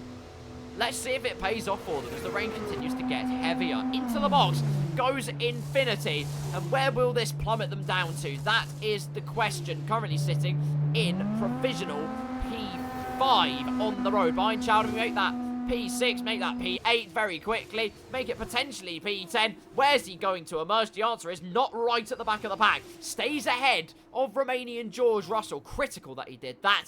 And really, it is the biggest amount of damage limitation he could have hoped for. Absolutely. I am out of breath. I don't know what to say. How are we, chat? I hope you're doing well. I hope you're all doing well, too. Cabot's saying, no way, bro. What do you mean, no way, bro? It could be worse. Infinity is not in the worst position possible, believe it or not. As difficult as it is to believe. He's not in the worst position possible. 5 very brave souls, though. Mindmaster, Nolla, Timo, Benji, Kart Driver, all staying out on those dry tyres. Perhaps there's something they know that we don't, that the rain isn't going to get too heavy, that it is going to subside relatively quickly. Sneck and Co, playing it safe though, have gone for those wet compound tyres and have caught up now to the back of the queue on lap number 3. Sneck, again, I kind of feel for him here with that 10 seconds. There wasn't much he could do. He's in 6th. Leader of the wet runners, it's just... You'd be happy he's the leader of the wet runners, but I'm just having to think about where Infinity is right now. I think he cleared Tanajan and Bixby quickly. He could be in with a chance of the win here. Shouldn't be has gone wide there. I don't know quite know what's happened there, but Adam's gotten through there. What's going on? Who knows what's going on, to be honest with you. It's only been 3 laps. We've still got another 28 laps of this. As Cindy goes through on high wire, there's all kinds of shenanigans going on as we head down the main straight. Adam goes through on Challenby, a free surplus of overtaking. Nola is now staying out on the track because in goes both VAR cars and also Benji to peel into the pit lane. They also pull the pit lane trigger. Kart driver, well, his AI's been smart and gone for the wet tyres. That should really be all the indication Nola needs to know. But ultimately, has remained stubborn as anything here in Shanghai and has now got some wet tyre runners for company, which is not a great thing because you can see the way the track is evolving. You can see the droplets forming on the surface. It really is time for those wet compound tyres to be strapped onto the car. Kart drivers joined back into the lobby. I have a feeling a safety car could come in at the end of this lap. We might get some racing done at the end of lap 4. We'll have to wait and see though, as KSK Snacks is the leader of these wet runners though, but he has that 10-second penalty. High Wire's currently, in my mind, the net leader right now, which is huge for him. It's a rare position for him to be in, but in F2, High Wire absolutely comes alive as Adam Sanderson is currently in a net second in my opinion now. And Shouter being third with Yuri. You'll have to have some work. You'll have to get some work done in order to. I give up. I know what you mean though. He has to get the work done and then build that gap again. It's a high bar to climb. But if there's anyone that can do it, this is one of the drivers that can. Adam, of course. Now we probably know why. He was running that higher wing setup, safety car in this lap. But we intuitively, this is probably why he was running the higher wings. Because the rain could prove to be a prevalent feature in this feature race. And with that extra surplus of downforce, he could be absolutely rapid out there. Absolutely. As VMK Noel was going to be the one leading them away here. What will he do? What would this restart like? You can see the safety car, Bert Mylander, peeling back into the pits. He's gotten his payday. He's gotten his paycheck for the day, and he's coming back into the pits. You might see him later on in the race as RVK has got a bust. Kart driver somehow. I don't quite know how that's happened. But as VMK knows, bunching the pat back up. Carl, I'm going to take it back over to you here. Thank you very much. Lap number 4. It feels like we've been here for an hour, but we haven't. It's only been 4 laps of racing. Came out right at the very start. How does Nola even play this particular restart? Still hasn't pulled the trigger fully just yet. He's probably going to leave it as late as possible to, well, try and get some purchase on the soft tyres. Either that or just peel into the pit lane. Is he going to do that or cause chaos? The answer is peel into the pit lane and almost lose it on the exit. So Sneck goes for it. We are back racing in TTYB in the feature race. It's Sneck leading Cindy, leading Highwire, leading Adam Sanderson. Will ride on board. A 10-second penalty for Nola as he speeds into the pit lane. We'll see Adam Sanderson. Will he, what words? Reap the rewards of the, see, it's not just you, Rubies. Reap the rewards of the higher wings. But he's getting very close and personal to the diffuser of Highwire. This is the battle for the lead when penalties are applied. So much better traction for Adam Sanderson. How confident is he feeling on the brakes? In towards the right-hander. Not as confident as Highwire, but he doesn't need to. Highwire sails wide, and Adam Sanderson powerboats his way on through to P3. Keep an eye on this midfield battle here. I was keeping an eye on it right the first sector. It was like 5 cars battling each other at once. It was unbelievable stuff to watch.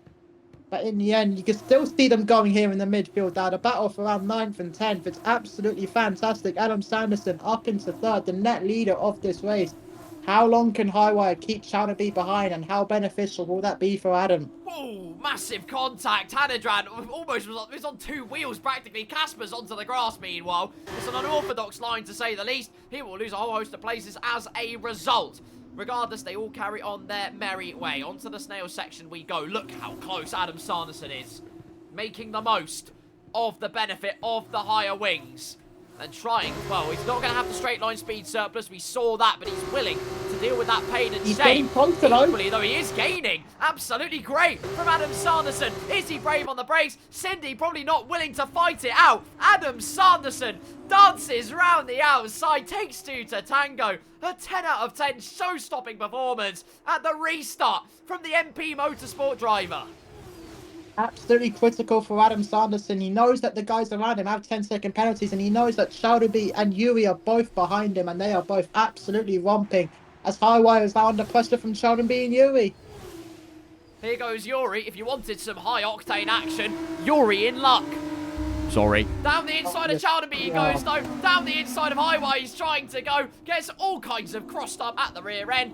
Tail is wagging around. It's an absolute greyhound's effort from Yuri as he chases down the target. Reticule firmly locked in as Chowderby is close to running side by side still towards the right-hander. He's going to be settling in with a bucket of popcorn. In fact, he's just going to try and send it round the outside. Opportunistic, but not quite outstanding from the championship leader, who's now got Infinity on his case in all of this.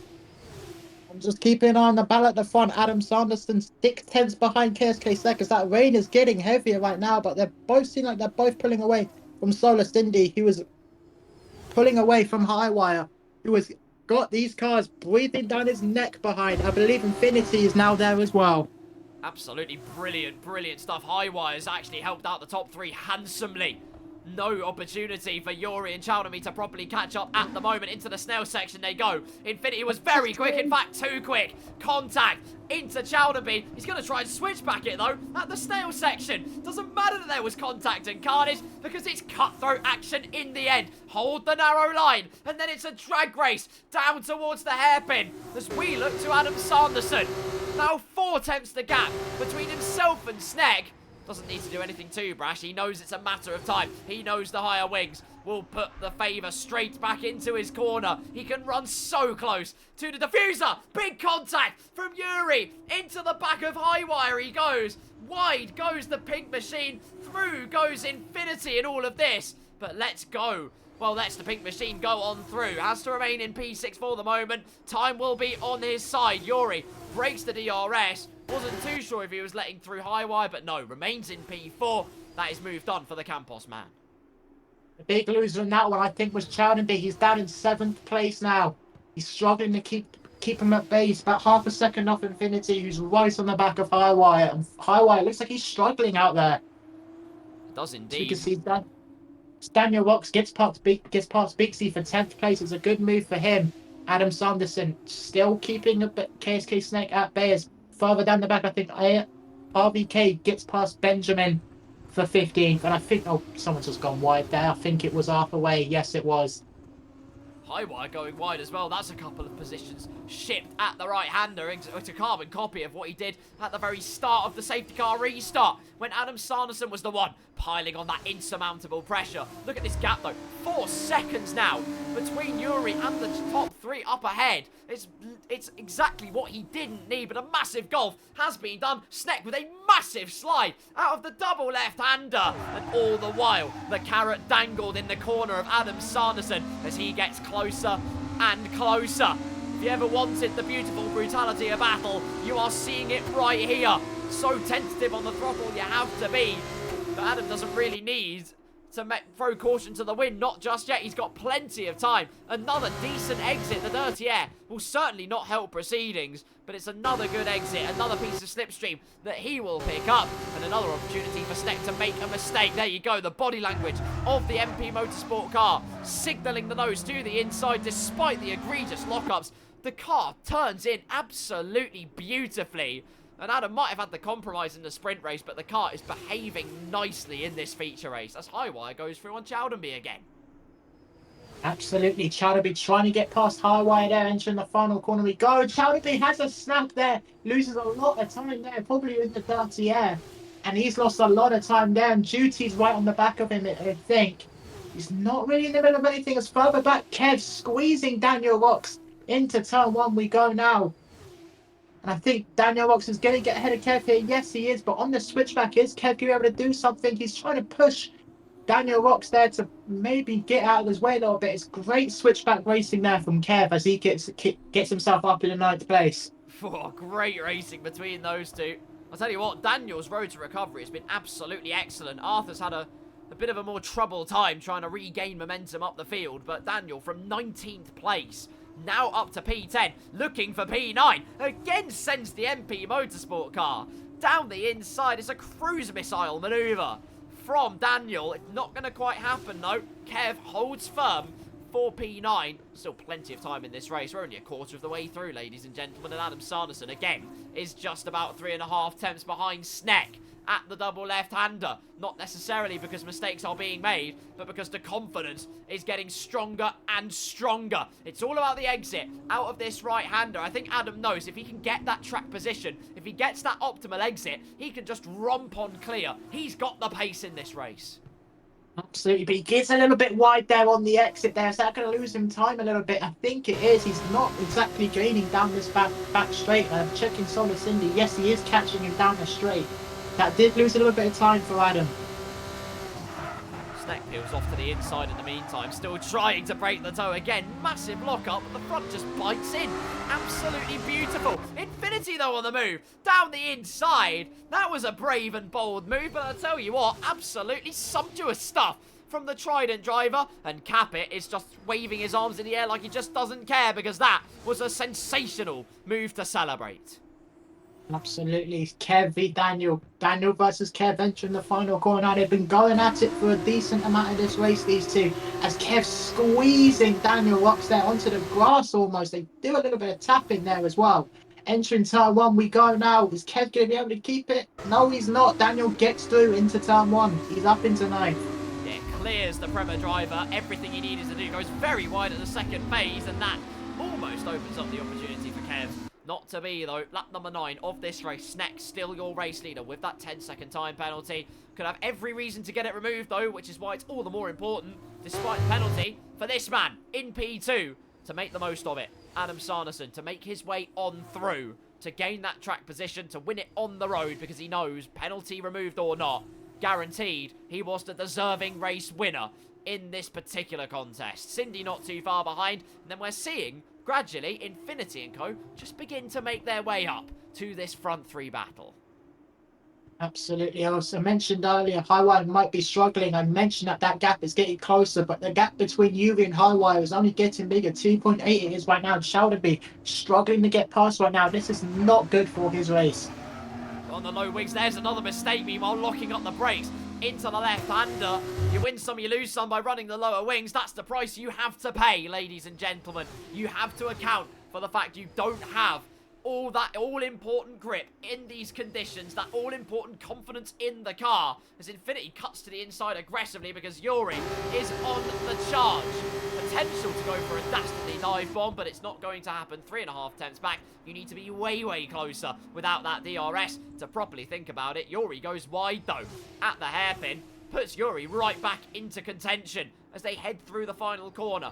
For the 9th time in this race, Sneck crosses the line to signal the start of lap number 10. Into double digits we go. Beaksy going through on Tanedran, side by side between the Williams and the Papaya Pro. Go Williams as we head through the final corner. Beaksy, you know what to do, and that was delightful. Although extremely wide through the final corner, I didn't see it personally. I didn't either. I don't know what you're talking about. Wide could never. As anyways, Tanedran under pressure from Taylor O'Brien. No, he keeps it clean into turn one. We go, and just keeping an eye on front there. Was that Mindmaster and Kev? Yes, it was. For 10th and 11th, it looked like Mindmaster almost hit Kev there. As after Wade gets past Tanedran for 14th. Yeah, Kev just falling by the wayside in the wet conditions. It's a completely different ball game. It's all that game of confidence, like we've been reiterating time and time again. Buy it in all good record stores everywhere. It is broken, it is on discount, but the point is that you need that confidence in the wet conditions. It's the unpredictability that gets you. And when the conditions are like this, again, just sailing a little bit wide, Mindmaster holds it narrow, trying to use the curve to rotate the car, but equally, that could spit the car out rather unevenly. That is more confidence that Mindmaster will have. So much easier to be the hunter than to be hunted. So much easier to be behind the other car to judge the conditions as they're trying to pave their own way forwards. As Sneck is actually gaining time. Great pace now from Sneck on this particular lap. Whether there was a mistake from Sanderson, I don't know. Right next to Highwire. Here we go, through the right-hander. Chalderby as he finally got the move done. Now 5 seconds behind the 2 cars ahead. It's now or never, but it will be a drag race to the hairpin, which Highwire is currently winning. It's neck and neck. Highway does get himself ahead. I have to know how low must his wings be. But Chowderby, is he going to try going for the send? Yes, he is. He's absolutely desperate to get past Highway and not lose any more time than he already has this race. In a bit of a snap there on the exit there, but as we enter the final corner, still side by side, I think Highway is going to keep it there, but Chowderby still goes for it on the outside. There's contact made. Oh my goodness me, that's going to lose them a lot of time, even more time. But they're still side by side. There's a safety car that's come out. Safety car that's come out. I'm trying to see what dot has just peeled into the pit lane. Right now, it's in the pits. Well, Kev's in the pits and a couple of others. The rain's still here, so they're presumably going, well, for new wet tyres, but also I presume there's damage on at least one of these cars. As into the pits comes the Romanian George Russell. My camera's having a seizure. There is no front wing on Romanian Kev. Never mind, I guess we didn't want to pit anyway, ladies and gentlemen. As they head back out onto the track, it is all just a visual glitch. I'm sure it will be sorted in a moment. Sneck leads this race, though, with Adam Sarnason. And Mindmaster is out of this race. Mindmaster bows out on lap number 18. I'm not entirely sure what's happened. He crashed at the pit entry. That's what I mentioned with the safety car. Mindmaster. I think they was trying to go for moves at the pit entry, and then a safety car comes out because he crashed going for the send. I'm just purely guessing at this point. But all I saw was that there was a car in a wall at the pit entry. Dear, oh dear, oh dear. Either a Hamilton 2007 or a Giovinazzi 2017. Mindmaster leaves the session. I don't blame him. There's no real emotional consolation that I can give to you. But regardless, we shall hopefully see you next time out. In fact, I imagine we will see you next time out for round number 3. At the front, though, Sneck still holds firm. Adam Sarnason in P2, Cindy in P3, Infinity in 4th, and Yuri in P5. It could be a good time just to you know, seal the deal in case there is that other side of the coin, that they have that investigation and they don't have the 10-second time penalty removed. Now's an opportunity to get it removed, to have a completely clean slate, and so there is no worries, no matter what the outcome of the investigation is. On to the end of lap number 11. Bernd Mylander, by the way, didn't have a big enough paycheck, so he's back again here in TTYB. To the pit working overtime. Literally, do you know what? Overtime gets you paid more, so fair play. Ever the savvy character is Bernd Mylander. No real reason to get rid of that 10-second time penalty. Cindy, though, is going to get rid of it, ladies and gentlemen. Adam Sarnason is going to get some new tyres. Cindy almost does a Hamilton 2007, albeit no gravel there, so he's absolutely fine. Is anybody else going to peel into the pit lane, though? Sneck holds firm. The track only getting wetter. The rain's still coming down. The dark clouds still descending on the drivers here in Shanghai. Chowdenby stays out, as does Highwire, as does Duty. So everybody else pretty much in that lead train is going to be pitting for fresh tyres. And what on earth could that do to spice up the life of this race? Start turning off the stream once again.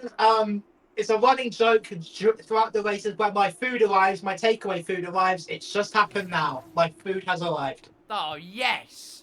What's on the menu? That's the question. A burger and chips. Good choice. The age-old classic of the takeaway scene. As RVK's gone through an Adam Sarnason, I don't really know. And Solik gets a 10-second again. Dear me. Cross the pit lane exit. Well, you got the 10 seconds removed. I mean, fair play. But that right there, I mean, crossing the white like that is inexcusable, my friend. I don't believe that you've done that. And is he in a Williams livery? Don't tell me he's in a Williams liveried car. He is in a Williams liveried car, isn't he? It's just pain. It's just pain I feel and suffering on a regular basis. But lap number 12, ladies and gentlemen, we approach half distance of this race. Sneck is your race leader.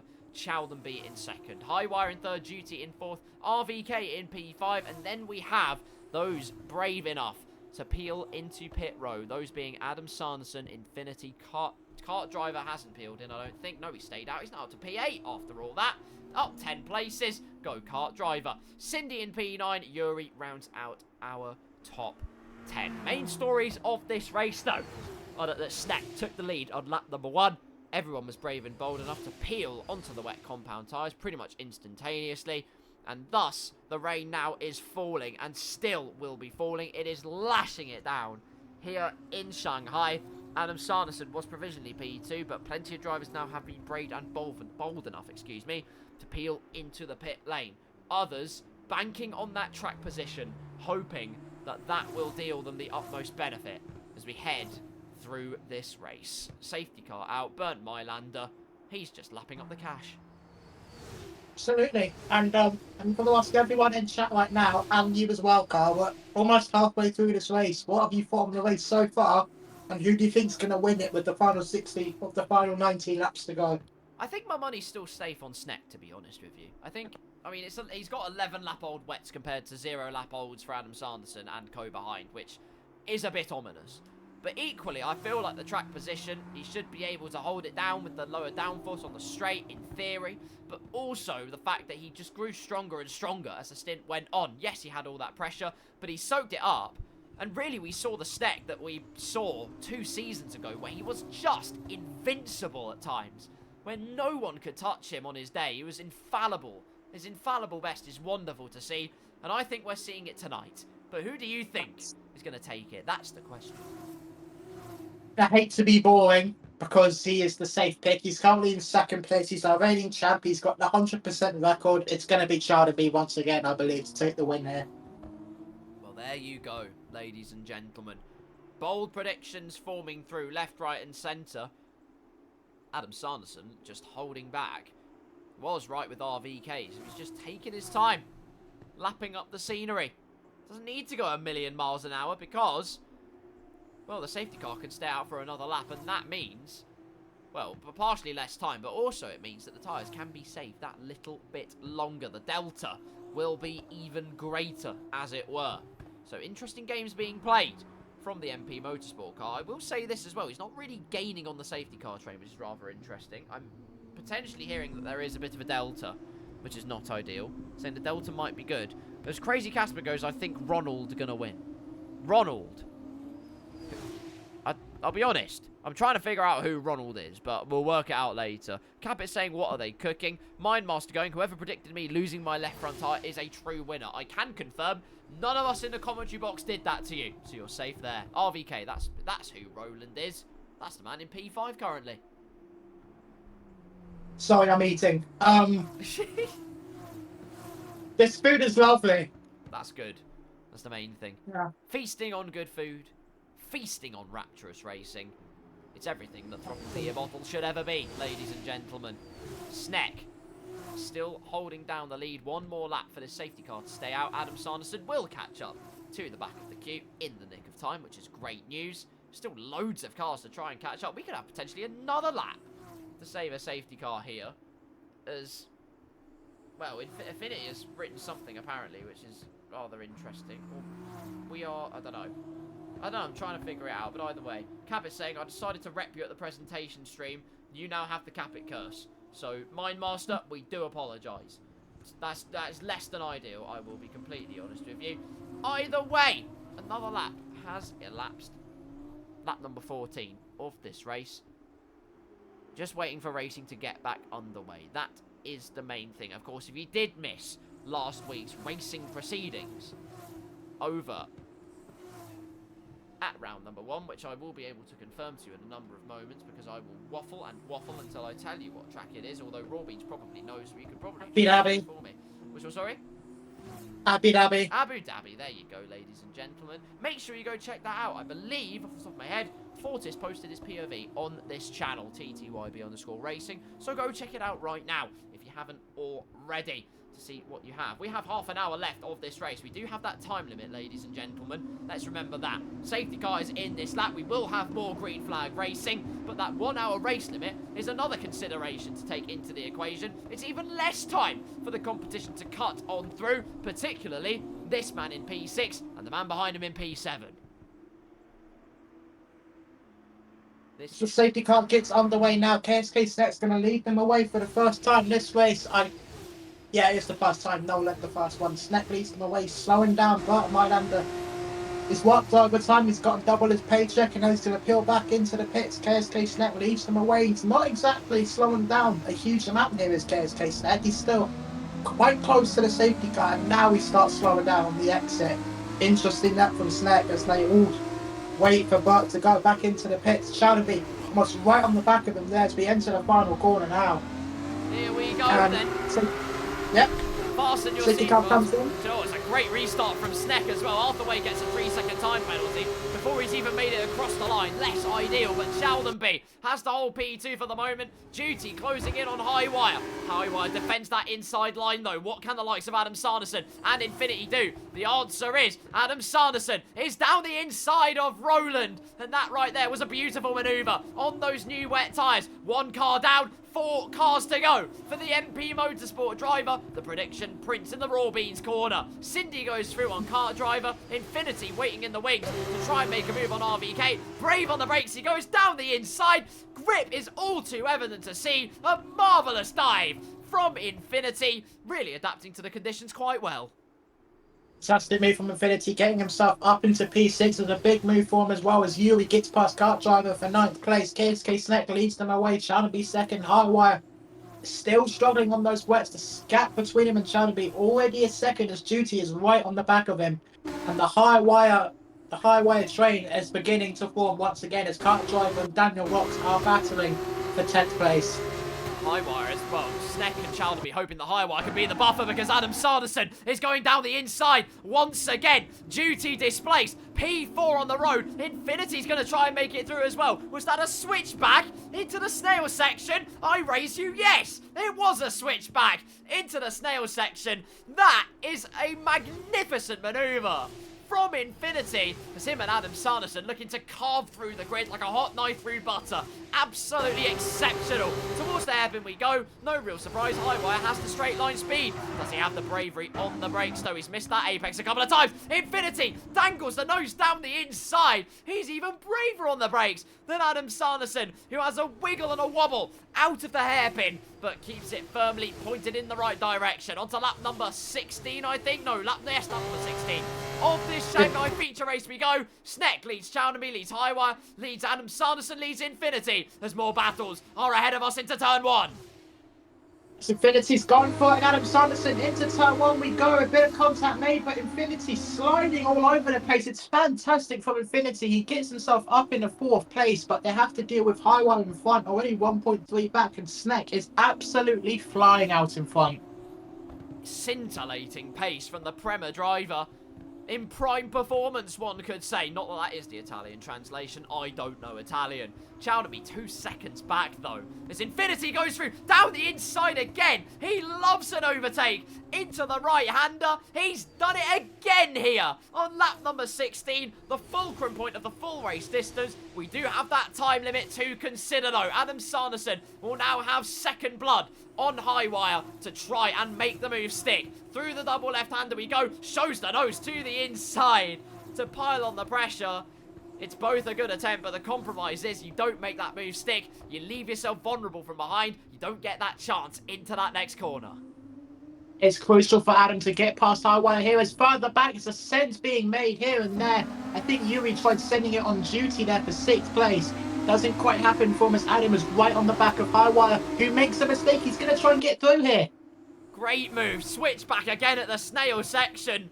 Nothing processional about this, though. It's an absolutely sensational slobber knocker up and down the field. Again, the straight line wings will yield its favour to Highwire, but the MP Motorsport driver will just hunker back into the slipstream and in the nick of time go slightly later on the brakes. Highwire goes wide again. There it is, right on cue. Wheel locking slightly. Wide goes Highwire. Adam Sanderson goes through. Yuri's going to inherit the place as well. Cutthroat manoeuvres, but the MP Motorsport driver is up into P4. Infinity's reeling in Chaldenby. Look at the pace out front. Sneck is flying, Chaldenby is crying, his Infinity is up, is in 3rd place right now. He's just under a second back. As a whole bunch of cars are right next to each other into turn 1. And you can see it there, battle for 4th here. Adam trying to hold off against Yuri as Soda and Highwire are battling as well for 6th place. It's great racing all around the field here. In the end, who's going to come out in front here? It looks like Highwire is, but only just. He's got that straight line speed advantage there. Does Highwire, but Solar is still keeping him at check there. He's got the inside line. Into the hairpin we go, and Solar does get past. And a switchback by Daniel. Is he going to try and get it? No, he's not. He has to settle for 8. Yeah, beautiful move from Cindy. Beautiful moves up and down the field. 6 temps. Now the gap between Chaldenby and Infinity. And what a birthday story it would be for Infinity if he could make it happen. I don't think has ever won a race. Don't quote me on that. I don't think he's been at the very forefront. For that one. I don't think he has anyway. My photographic memory fails me once again. But the point is, what an opportunity this could be. On those newer wet tyres, yes, time is not on his side, but look how much grip he has. Look at the way he's able to dance the car in comparison to Chaldenby up ahead. We'll get that wash of dirty air, but we'll have the slipstream available to him, and we know just how confident he is on the brakes as Daniel Rocks moves on through. 2P7, another great move at the snail section. Closing in all the time is Infinity. Look at the straight line speed the Trident driver has to be so careful on the brakes to make sure he stops in time. He manages to do it. Amazing on the anchors. Beaksy leaves the session. That is suboptimal. But what is optimal is this scintillating submarine is only surging on forwards. Infinity's into P2. Absolutely fantastic racing all across the field there. It's just end-to-end stuff as Arthur picks up a 3-second penalty. He's down in 9th place right now, trying to get past Highwire. He's been struggling to do so. Or was that Daniel? I can't remember. There's been too many battles. It's a bit hard to remember them all. As Duty is right on the back of Arthur as well. The battle for 8th is tantalizing right now. Duty having a think about it on the inside of Arthur there. Into turn 2, I believe. And I think Arthur just about stays in front there as Chowderby is losing more and more time, and Yuri and Adam are on their way. Can I just say, Sneck is flying, Chowdenby is crying. That was masterful poetry, so plaudits to yourself, my friend. So on lap number 18, Sneck leads, 3.3 seconds is the gap. You are most welcome. There's a yellow flag for a brief moment. That is crazy Casper with a bit of a moment. Damage to the to the left of his front wing. Not the front left, it is literally the front wing. We'll ignore that. The point is, he's P16, but he is carrying on his merry way. Can Infinity eat into that gap? Enough. 3.2 seconds is the margin. He's got 10 lap fresher tyres than Sneck up ahead. Logic dictates that he should be able to, but Sneck, when he's at his invincible and infallible best, even on the older tyres, it's so difficult to stop him. Absolutely, and during that time you were talking, that gap between Chowderby and Yuri, it was about 2 seconds in the span of a lap. He's already under a second behind. Yuri is absolutely flying right now. And once again, Chowderby is crying. We're hearing, can Beaksy get an invite? Well, I will try, ladies and gentlemen. I've gotten him back in. Never mind. Beaksy is back in. Congratulations, we are back racing. Highwire goes through on Arthur Way. Old tyres, no problem. 99 problems, but wet tyres is not one of them. For the Dams driver, no way is Arthur Way going to send it. Oh, you bet he is, though. Down the inside, clears the Dams driver before they make the apex. Again, another yellow flag. It's Benji fishtailing all over the place, and it's into the wall. For the other Dams driver, more fishtailing, more into the wall. For Benji, as he's just struggling to regain the composure. Gap now down at the front to 2.7 seconds. Gap to 3rd place is only down to 3/10 here, Raw Beans. This is absolutely crucial for Yuri. He's in that championship fight. He always has been. He never isn't. And Yuri is right on the back of Chowderby here. This is absolutely crucial. The championship leader is under pressure here in the rain. And he's going to go for it around the outside there. But is he going to cut to the inside? Yes, he is. Chowderby tries covering it. But in the end, he breaks later. And Taylor O'Brien is out of the race. And it's, I think, another safety car that's happened. Crashing out on the start-finish straight. We have to halt racing proceedings for a 3rd time. But what it does mean is Infinity closes right up to the back of Sneck. We don't know how much time is left in this race, of course, with the 1 hour timer at full race distance. But either We're not way, making the end. There's no way. I was going to say, we're probably not making it. I'll raise my hat if we do. Infinity will close right in, though. And that is absolutely excellent news, ladies and gentlemen. For the Trident driver, it also means Yuri and Adam Sanderson can close right back up as well. More devastation for Sneck and our reigning champion as Daniel Rocks gets a 3-second time penalty behind the safety car. What is going on there? But equally, actually, while we're behind the safety car, it is another chance for Sneck and Chowdenby to peel into the pits and deal the damage that the other cars did and get those new wet tyres on. It's role reversal here on lap number 19. I think the main issue for them is that when they come into the pits, just look at the cars behind. There's so many behind. How many places are they going to lose? It might be too much to handle for Sneck and Chowdenby. They may just have to stay out anyways. They're Let's see what the body language of the cars dictate. Through the hairpin they go. Yuri basically dropping anchor at the hairpin as they have to stick to the delta. You cannot play games with that delta Sneck time. stays out. And no real surprise, like you say, Sneck stays out. Not worth losing all So of does that Chowdenby. time. Chowdenby also stays out. Well, no point in rolling the dice. That ultimately the gamble will not pay off. On to lap number 20 we go. Sneck lead. Infinity. Excuse me, in P2. Chowdenby in third. Yuri in fourth, Adam Sanderson in fifth, so does Cindy in sixth place. Daniel Rocks, Arthur Way, Highwire, and Duty round out our top 10. Ronan, though, is going to pull RBK the pulls pit into the lane trigger. pits. Ronan will pull it. Nothing to lose. Might as well see what you can do from there. Absolutely. I have a little bit of a theory that I've been cranking in the time of you talking. Maybe Sneck is banking on the fact that his 10 seconds will be removed anyway and is planning on staying out till the very end so he doesn't have to serve that 10-second penalty. That's what we're seeing in the chat as well. Pat Mike quite rightly saying will prob be removed, but don't quote me on that. All the investigations to happen. The point is, penalty or not, you always want to win it on the track. There is no more greater satisfaction than that, ladies and gentlemen. As we head through the Sector 2 complex, the double left-hander again. Racing proceedings curtailed behind Bernd Mylander. As I'm still awaiting confirmation on what this race timer is going to do. Whether it will actually appear or whether we're just waiting on the web. Or even if it exists. That's even if that's actually a very good point. We are talking EA's F125 here. Exactly. So who now goes for your candidate as for race winner? We've got 10 laps fresher tyres scattered in and around the field. Sneck does look invincible though. So are you going to twist or are you going to stick? I am going to twist. I am going to bank on the pace that Infinity showed before that safety car. He was catching Sneck a little bit there from what I saw. I'm going to bank on Infinity, the birthday boy, going for it. I don't see Chowdenby. He looked like he was struggling there, defending against Yuri. Adam, I think, we might have to settle for a battle for Chowdenby for fourth, maybe. But what a race this has been. And I'm out of breath. I need a drink. What race it has been, certainly. All of these drivers doing themselves very, very proud indeed here in TTYB. Safety car will stay out for another lap. Pits. As into the pit. Oh, into the pits goes. Who's that? Chowdenby into the pits. Okay. Chowdenby pulls the trigger a lap later than I expected he would. But into the pits he goes. That is very surprising from the Virtuosi driver. That is a real dice to roll. And he was struggling. He was struggling a lot before the safety car happened. Battling with Yuri, he just showed no pace in comparison to Sneck or even Infinity. It's just not much he could really do. Maybe getting them new tyres on, maybe can show that pace that he really has and what we know he's capable of. But as he's coming out of the pits right now, he's not even in the top 10. He's behind Beaksy right now.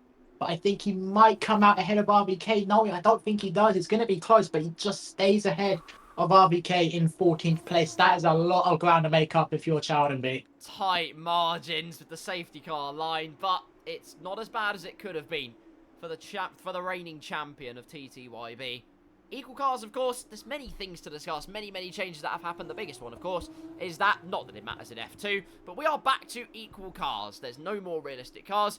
Equal performance has returned. Not that it made much of a difference to this man. He won round number 1 of this season. Wasn't the fastest man on the track. Fastest lap, I believe, from memory, belonged to the guy in P7, Mr. Arthur Way, who's going for some drift antics through the left-hander. I don't know if he exactly meant to do that, but either way, he's going to put on the showboating skills here on lap number 21. Field bunching up pretty nicely. Wouldn't be surprised if the safety car decided to call time on this lap and call it pretty late at that.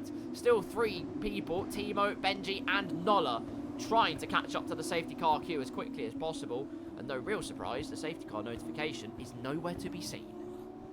Absolutely. I'm just checking how long each driver has been on their tyres right now. Sneck has been on his wet weather tyres for 19 laps. Almost all of the race he has been on them wet tyres. Infinity, Yuri, and all the way down to Daniel Rocks have been on their wets for 9 laps. He's going to feel a bit more tyre wear. No, it's not a lot in F2, and especially in wet weather, but it does still exist. It might play a factor on this restart. Tanidran and Kev swapping round positions, which is all a bit slicey and dicey. down the long DRS straight. Again, Bernd Mailander obviously will stay out for another lap, which means another lap for that timer to tick down, another lap for everybody to save their tyres. On lap number 22, we now go. Race number of Mr. Yuki Tsunoda, who, quite rightly, is not Chinese. So, Sneck P1, Infinity P2, Yuri in third, Adam in fourth, Cindy in fifth, and then we look down from there. Of course, everybody inheriting a position, because this man has gone for the, well, rather glorious gamble, may I say, of going for new wet tyres right at the death. And where do we think he can recover to here? We know Chowdhury is incredibly calculated, but where can he actually get to with the time that he has? Because it is fading away. I think, in my opinion anyway, what Chowdhury might be banking on is a bit of carnage in front, maybe to help make him gain out places even quicker. I think he's going to be playing it a little bit safe on this restart. If he goes for a send, he'll go for a send, but I don't know. I think, in my mind anyway, at most, he could potentially get about top 5, I think, at most is possible for him because of the penalties in front. But I don't know. It is very difficult to pass an F2, especially when there's no DRS and especially when there's rain. The dive bombs will be everywhere. There have to be risks taken if you're Chowdhury. So tight to pass, so difficult to call.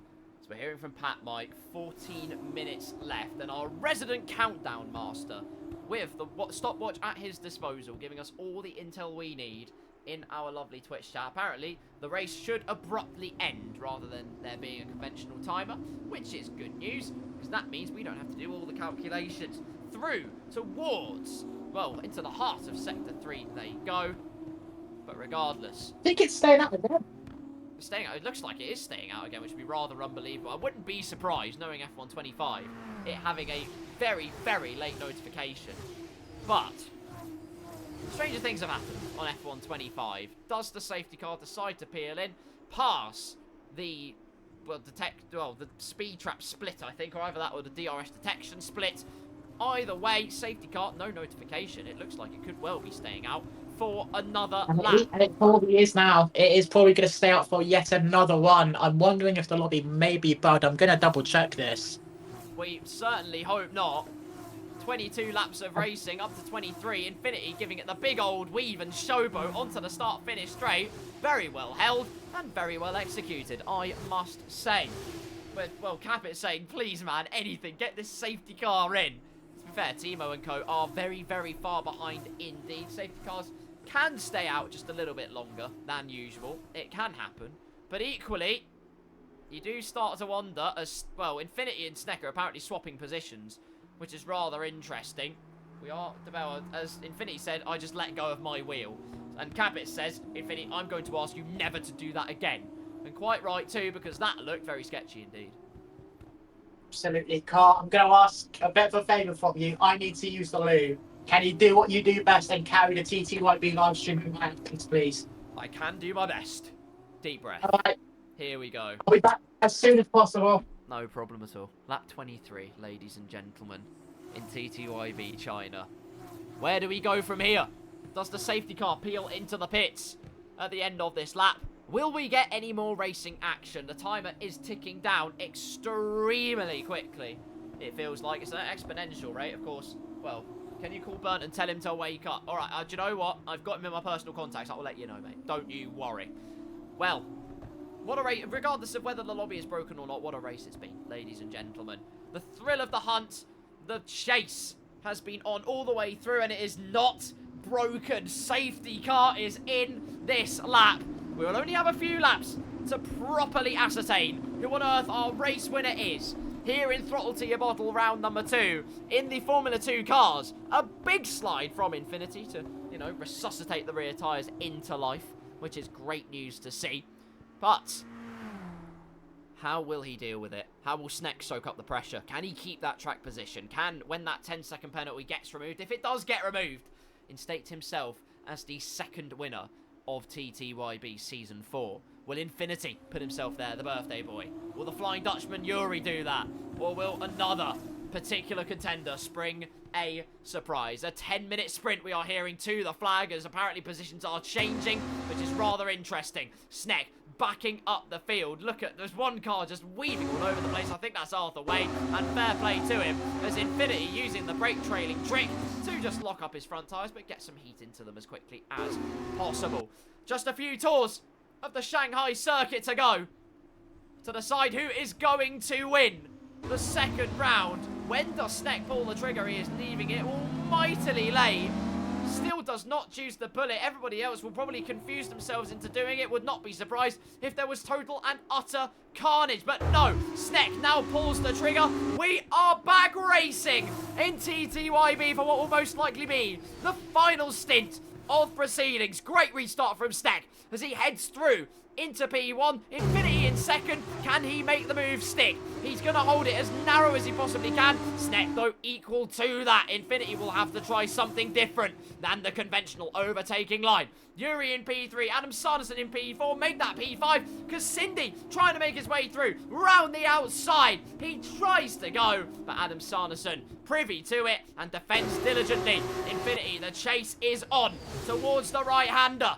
Sneck leads Infinity, leads Yuri, Adam Sanderson, Cindy, Daniel Rocks, who's trying to get through on Cindy now, but goes very, very wide indeed. Arthur Way then has a chance to inherit the position. It's not going to happen just yet, though. Look how close Infinity is, though. Nola goes through on RVK in the meantime. They did manage to catch back up to the back of the queue. Excellent work from those two. Infinity, though, stalking his prey all the way through, and Raw Beans, I believe, has returned.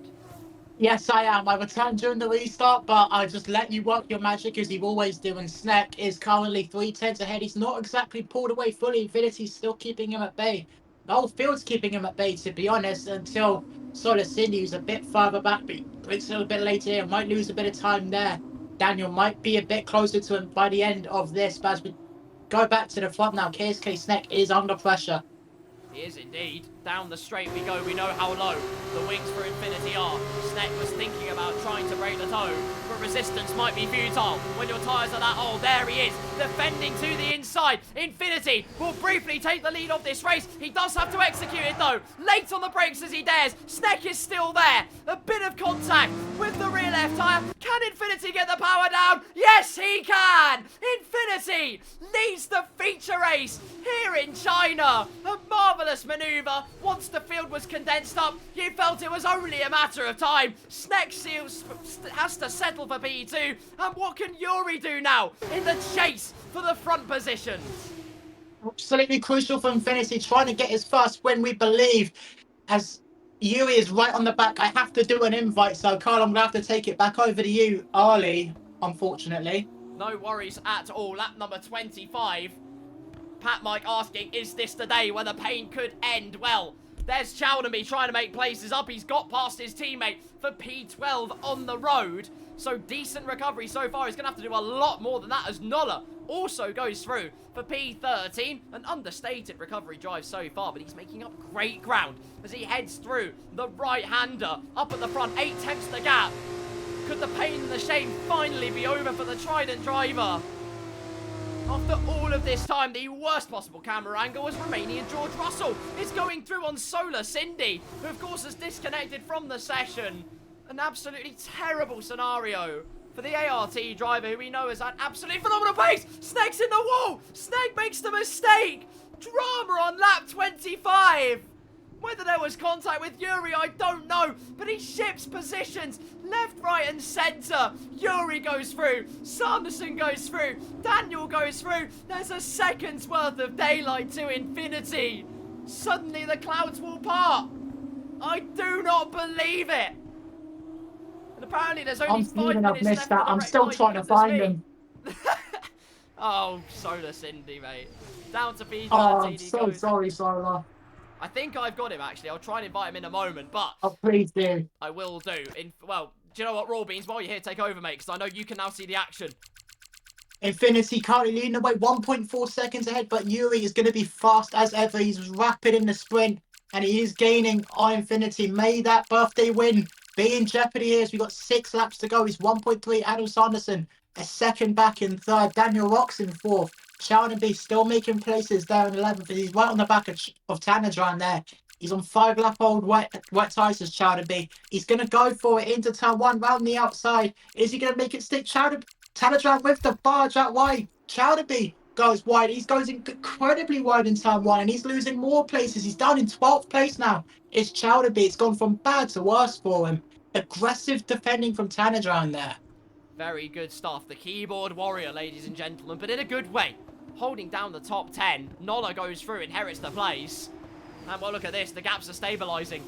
Infinity in P1. Yuri in P2. Just has to keep it on the straight and narrow. Keep it clean. There is a race win awaiting potentially the Trident driver. Could this be shades of the commentary for Lewis Hamilton in 2024 at the British Grand Prix, when those couple of years of pain and torture came to an end? We're watching out for the 14 to 15 region. I will keep an eye out, because look at this. Tanidran again, holding down P10.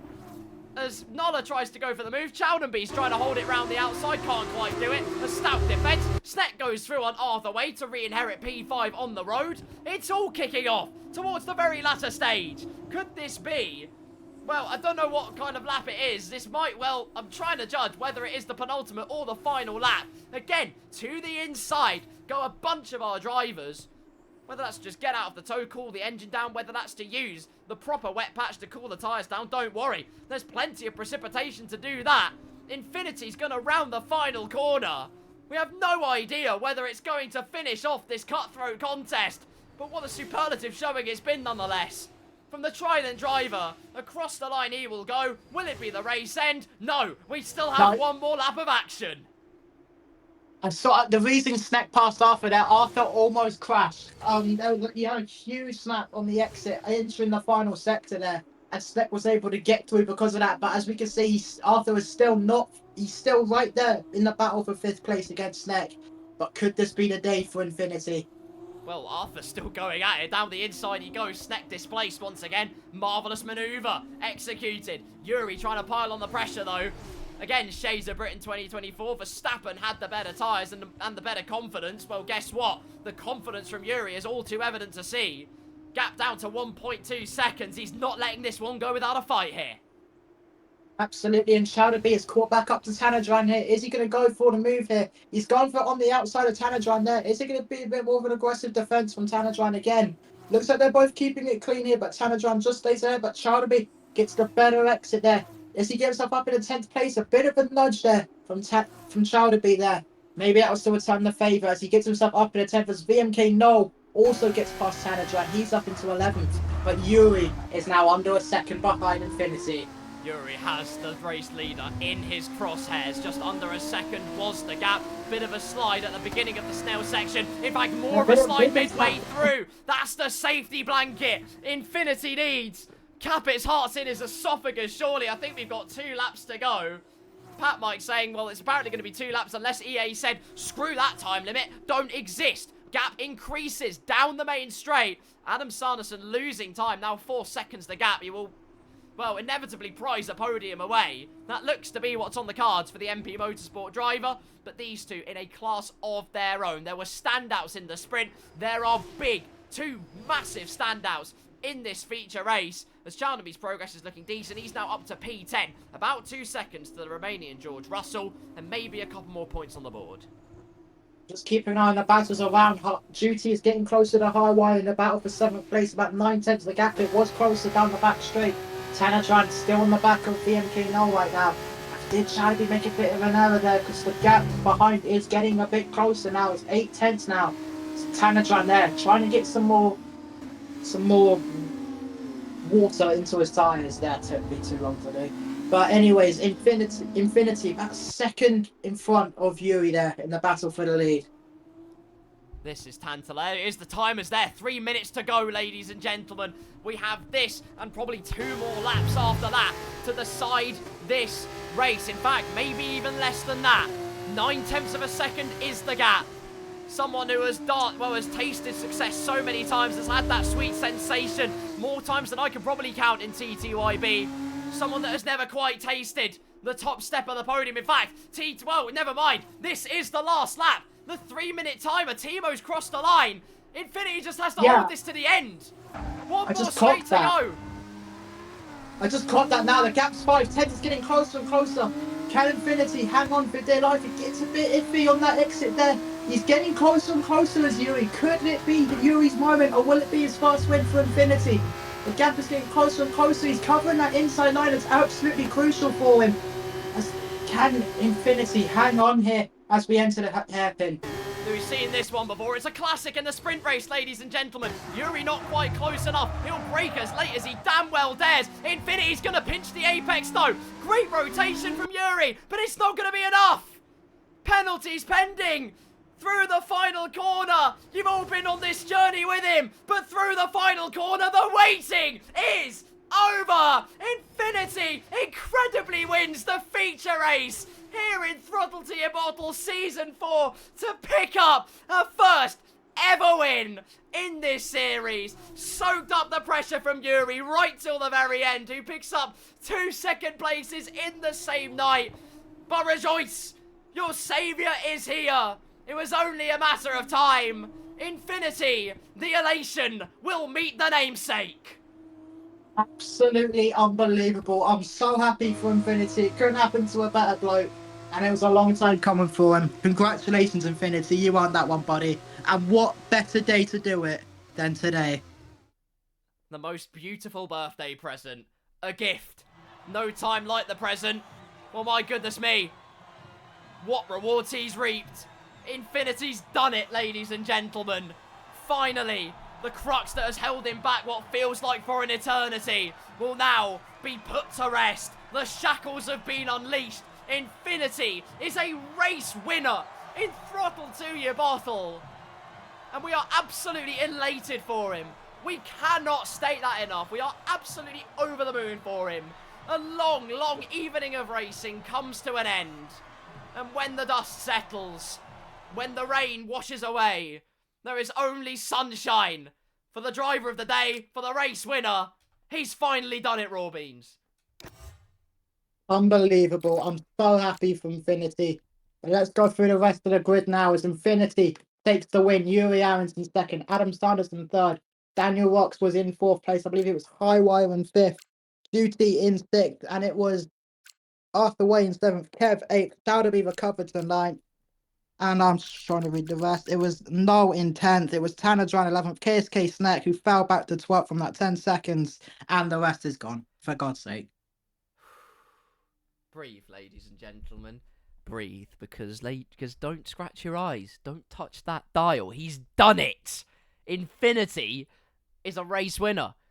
It was only a matter of time, surely. It was a long, long time coming, but he has finally done it. And again, we have to just say, we are absolutely elated for him in this commentary box. So many times, he has come so close to tasting the sweet sensations of victory.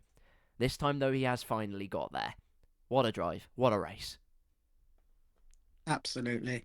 And I think it's about time. Should we get some interviews ready? We might have to wait a couple minutes for them, though. But I might wait. if anyone is up for an interview. Hopefully, yes. I mean, I might, to be honest, I might even just go the one interview because I am sweating it to death. This is terrible, honestly. I'm sweating it to death. This broadcast has gone on for 3 hours, ladies and gentlemen. No, actually, it's not Oh, been it's 3 hours. fine. It's gone on for 2 hours. But the point is, F2, 100% sprint, 100% feature. It is no joke. Spaceboy and I are proof in the pudding. We are sweating. I'm not sweating. My head's just really dry. Oh, that's why we love it. That is why we I absolutely love it. Honestly. think I was sweating so much during the race. I've got no more sweat to pour anymore. Now it's just a dry forehead. I just can't sweat anymore. Oh, it's ominous. Yeah. My God. What a time Yeah. we have had. Well, while I give it a moment or two for the dust to settle and for us to just chill out a little bit. I feel like there's only one real answer you could have here, Raw Beans, but if you could choose someone, who was your driver of the day today? It can only be Infinity to me. That was what a day to win it. Is it his birthday again, by the way? Yeah, it was. Yeah. It is, in fact. What a birthday. Happy birthday, Infinity, and what a day to do it. You get your first win on your birthday. I got my first win at China, but it wasn't on my birthday. I wish it was.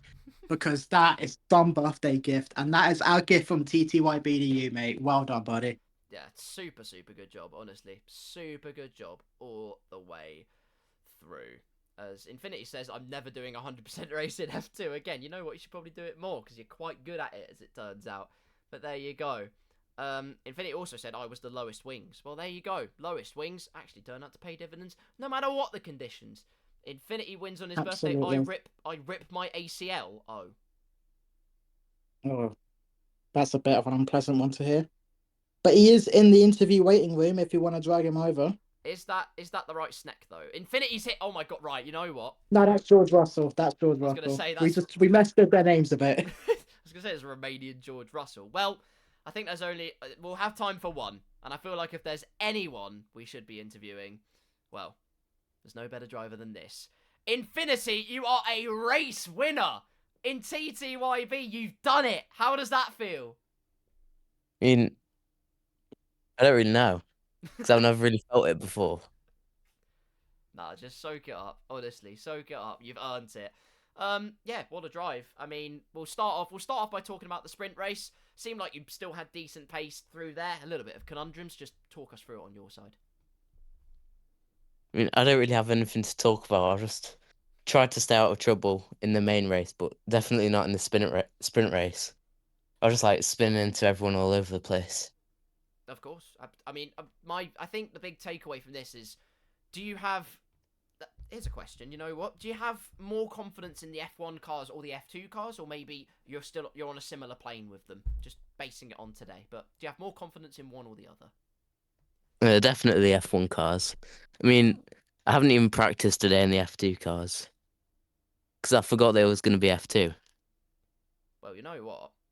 I think the real conclusion we can take from this is just don't practice, because clearly you don't need to and you'll win. There you go. That's my piece. Capit's obviously very happy for you. He's been waiting for this moment for ages. You can say hi to Capit if you want. I mean, I'll probably go on call with him after this, so it doesn't really matter. Top stuff. Top stuff. Raw Beans, have you got a question for Mr. Infinity? My main question is, like, during the end of that race with Yuri hunting you down, just how was it for you, man? I mean, like, you had to be absolutely terrified knowing that this could be your first TTYB win, and on your birthday, no less. Your heart must have been absolutely through the roof. Just want to know what was it like on those final couple laps, just coping with the pressure. I mean, I wasn't able to go full throttle on the straight because my legs were shaking so much. It's so cute. Oh my god, I love that. I know. I'm so happy for you, mate, and congratulations. I echo much the same sentiment. I'm over the moon. Truth be told, I'm over the moon. We have been waiting a long, long time for this moment. I knew it would happen eventually. I'm glad it was today. Infinity, mate, thank you so much for talking to us. And once again, a very happy birthday, mate. Thanks. You're welcome. Take care. All the best. Yeah. And you know what? Raw Beans. Now he's got that first win out of the way. It could be that snowball of confidence. You just need that little bit of a leg up, and then ultimately the performances will come back to you. It's a bit of a weird psychological effect. Absolutely. I mean, one win can absolutely change the course of everything. I remember one season of FO5 I was in, I think it was season 10, partnered with JD. And yeah, I was struggling a lot throughout that whole season. I got pole position in Japan out of absolutely nowhere. I think I gained about 9 tenths, and then after that, I finished second that race, and then I won in Qatar. It was just it does help a lot, and maybe we could see an Infinity title fight this season. Maybe we could. Infinity domination might bore fans, ladies and gentlemen. Watch this space. But until then, I mean, oh God, what a race it's been. Where do you even start? It was sensational in Shanghai. That's what it was. The F2 cars did not disappoint. TTYB never disappoints anyway. But that was something really rather special. What an evening of racing it has been. And, well, all that remains for me to say is thank you, ladies and gentlemen, for watching. But also a massive thank you to the guy in the commentary box next to me. He might not be on the screen, but Raw Beans, it's been an absolute pleasure to commentate alongside you. I can tell you've grown into it all the way through. You've smashed it. Honestly, massive well done, and thank you again. Yeah, thanks for having me, mate. Maybe I'll try and do better next time. I know I was stuttering a lot here and there, but we'll work on it, and maybe we can do this again sometime in the future. I hope so. Don't be so hard on yourself, man. Honestly, I mean, you heard me. I still stutter. I've been in the game for a long time, and I still stutter. So it happens to the best of us. But no, honestly, hold your head high. You did a great job, and some of your insight was excellent. So take that with you. It was a positive day in the commentary box. You've earned it. Well done, really. Yeah, thank you, mate. I appreciate it. And it was a pleasure commentating with you and learning from the best. Aw, I do my best. What can I say? But I'm very glad it is on this particular league. So honestly, again, thank you all so much for watching. TTYB is a slew of social medias. Firstly, if you're not following and you're watching, what are you doing? Follow. Absolutely ridiculous from a lot of you. It's outrageous. If you don't follow, I'll get Katie with the flip-flop again. Honestly. Exactly. And, well, one could say that Katie sort of flip-flopped Chowdenby in Season 1 at Spain, if you know what I'm saying. Oh, we love it. We love it, don't we? We do. We absolutely love it. She's not even... We'll never let her live that one down. And you know what the best bit is? She doesn't need to know about it. Keep it to yourselves. She can't even try and defend herself on this one. So that's excellent. But... She really can't. Either way, make sure you follow along, but also, more importantly than that, make sure that you follow all the other social medias. We have a YouTube over at TTYB Racing. We also have a Discord. You should make sure you get yourselves over there. I don't think commands work at the moment, which is rather unfortunate.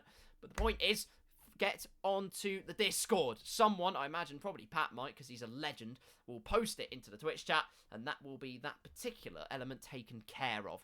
As for me, I've been Carl Paranik. I'm a slew of social medias. I'll tell you where you can't find me. And that... Ooh, where am I not today, ladies and gentlemen? Well, that North Carolina. I'm not in North Carolina. You definitely won't find me in North Carolina. Not at the moment. But where you will find me is at my name, Carl Paranik, spelled as such in the Twitch chat. Probably not all in caps though. There you go. If you type that in on a slew of social medias, you will probably find me there.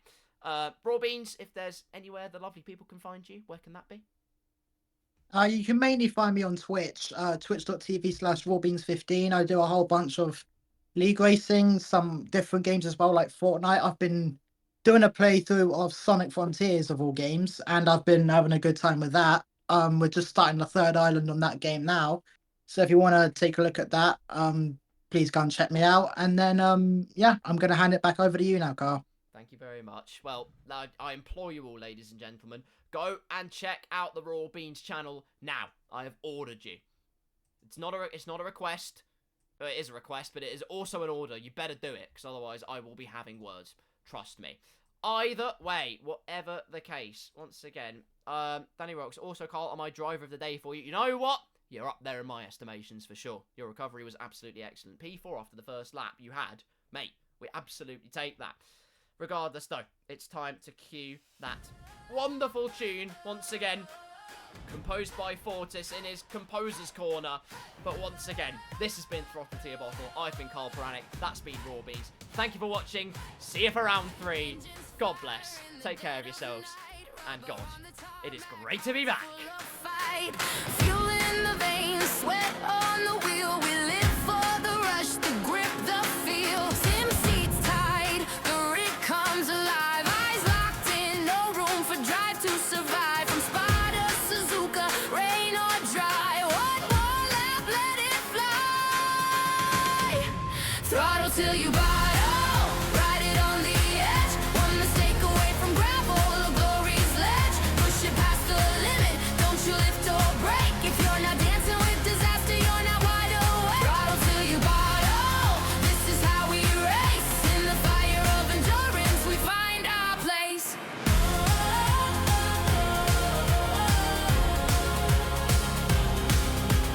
Side by side into turn 3, drafting down the straight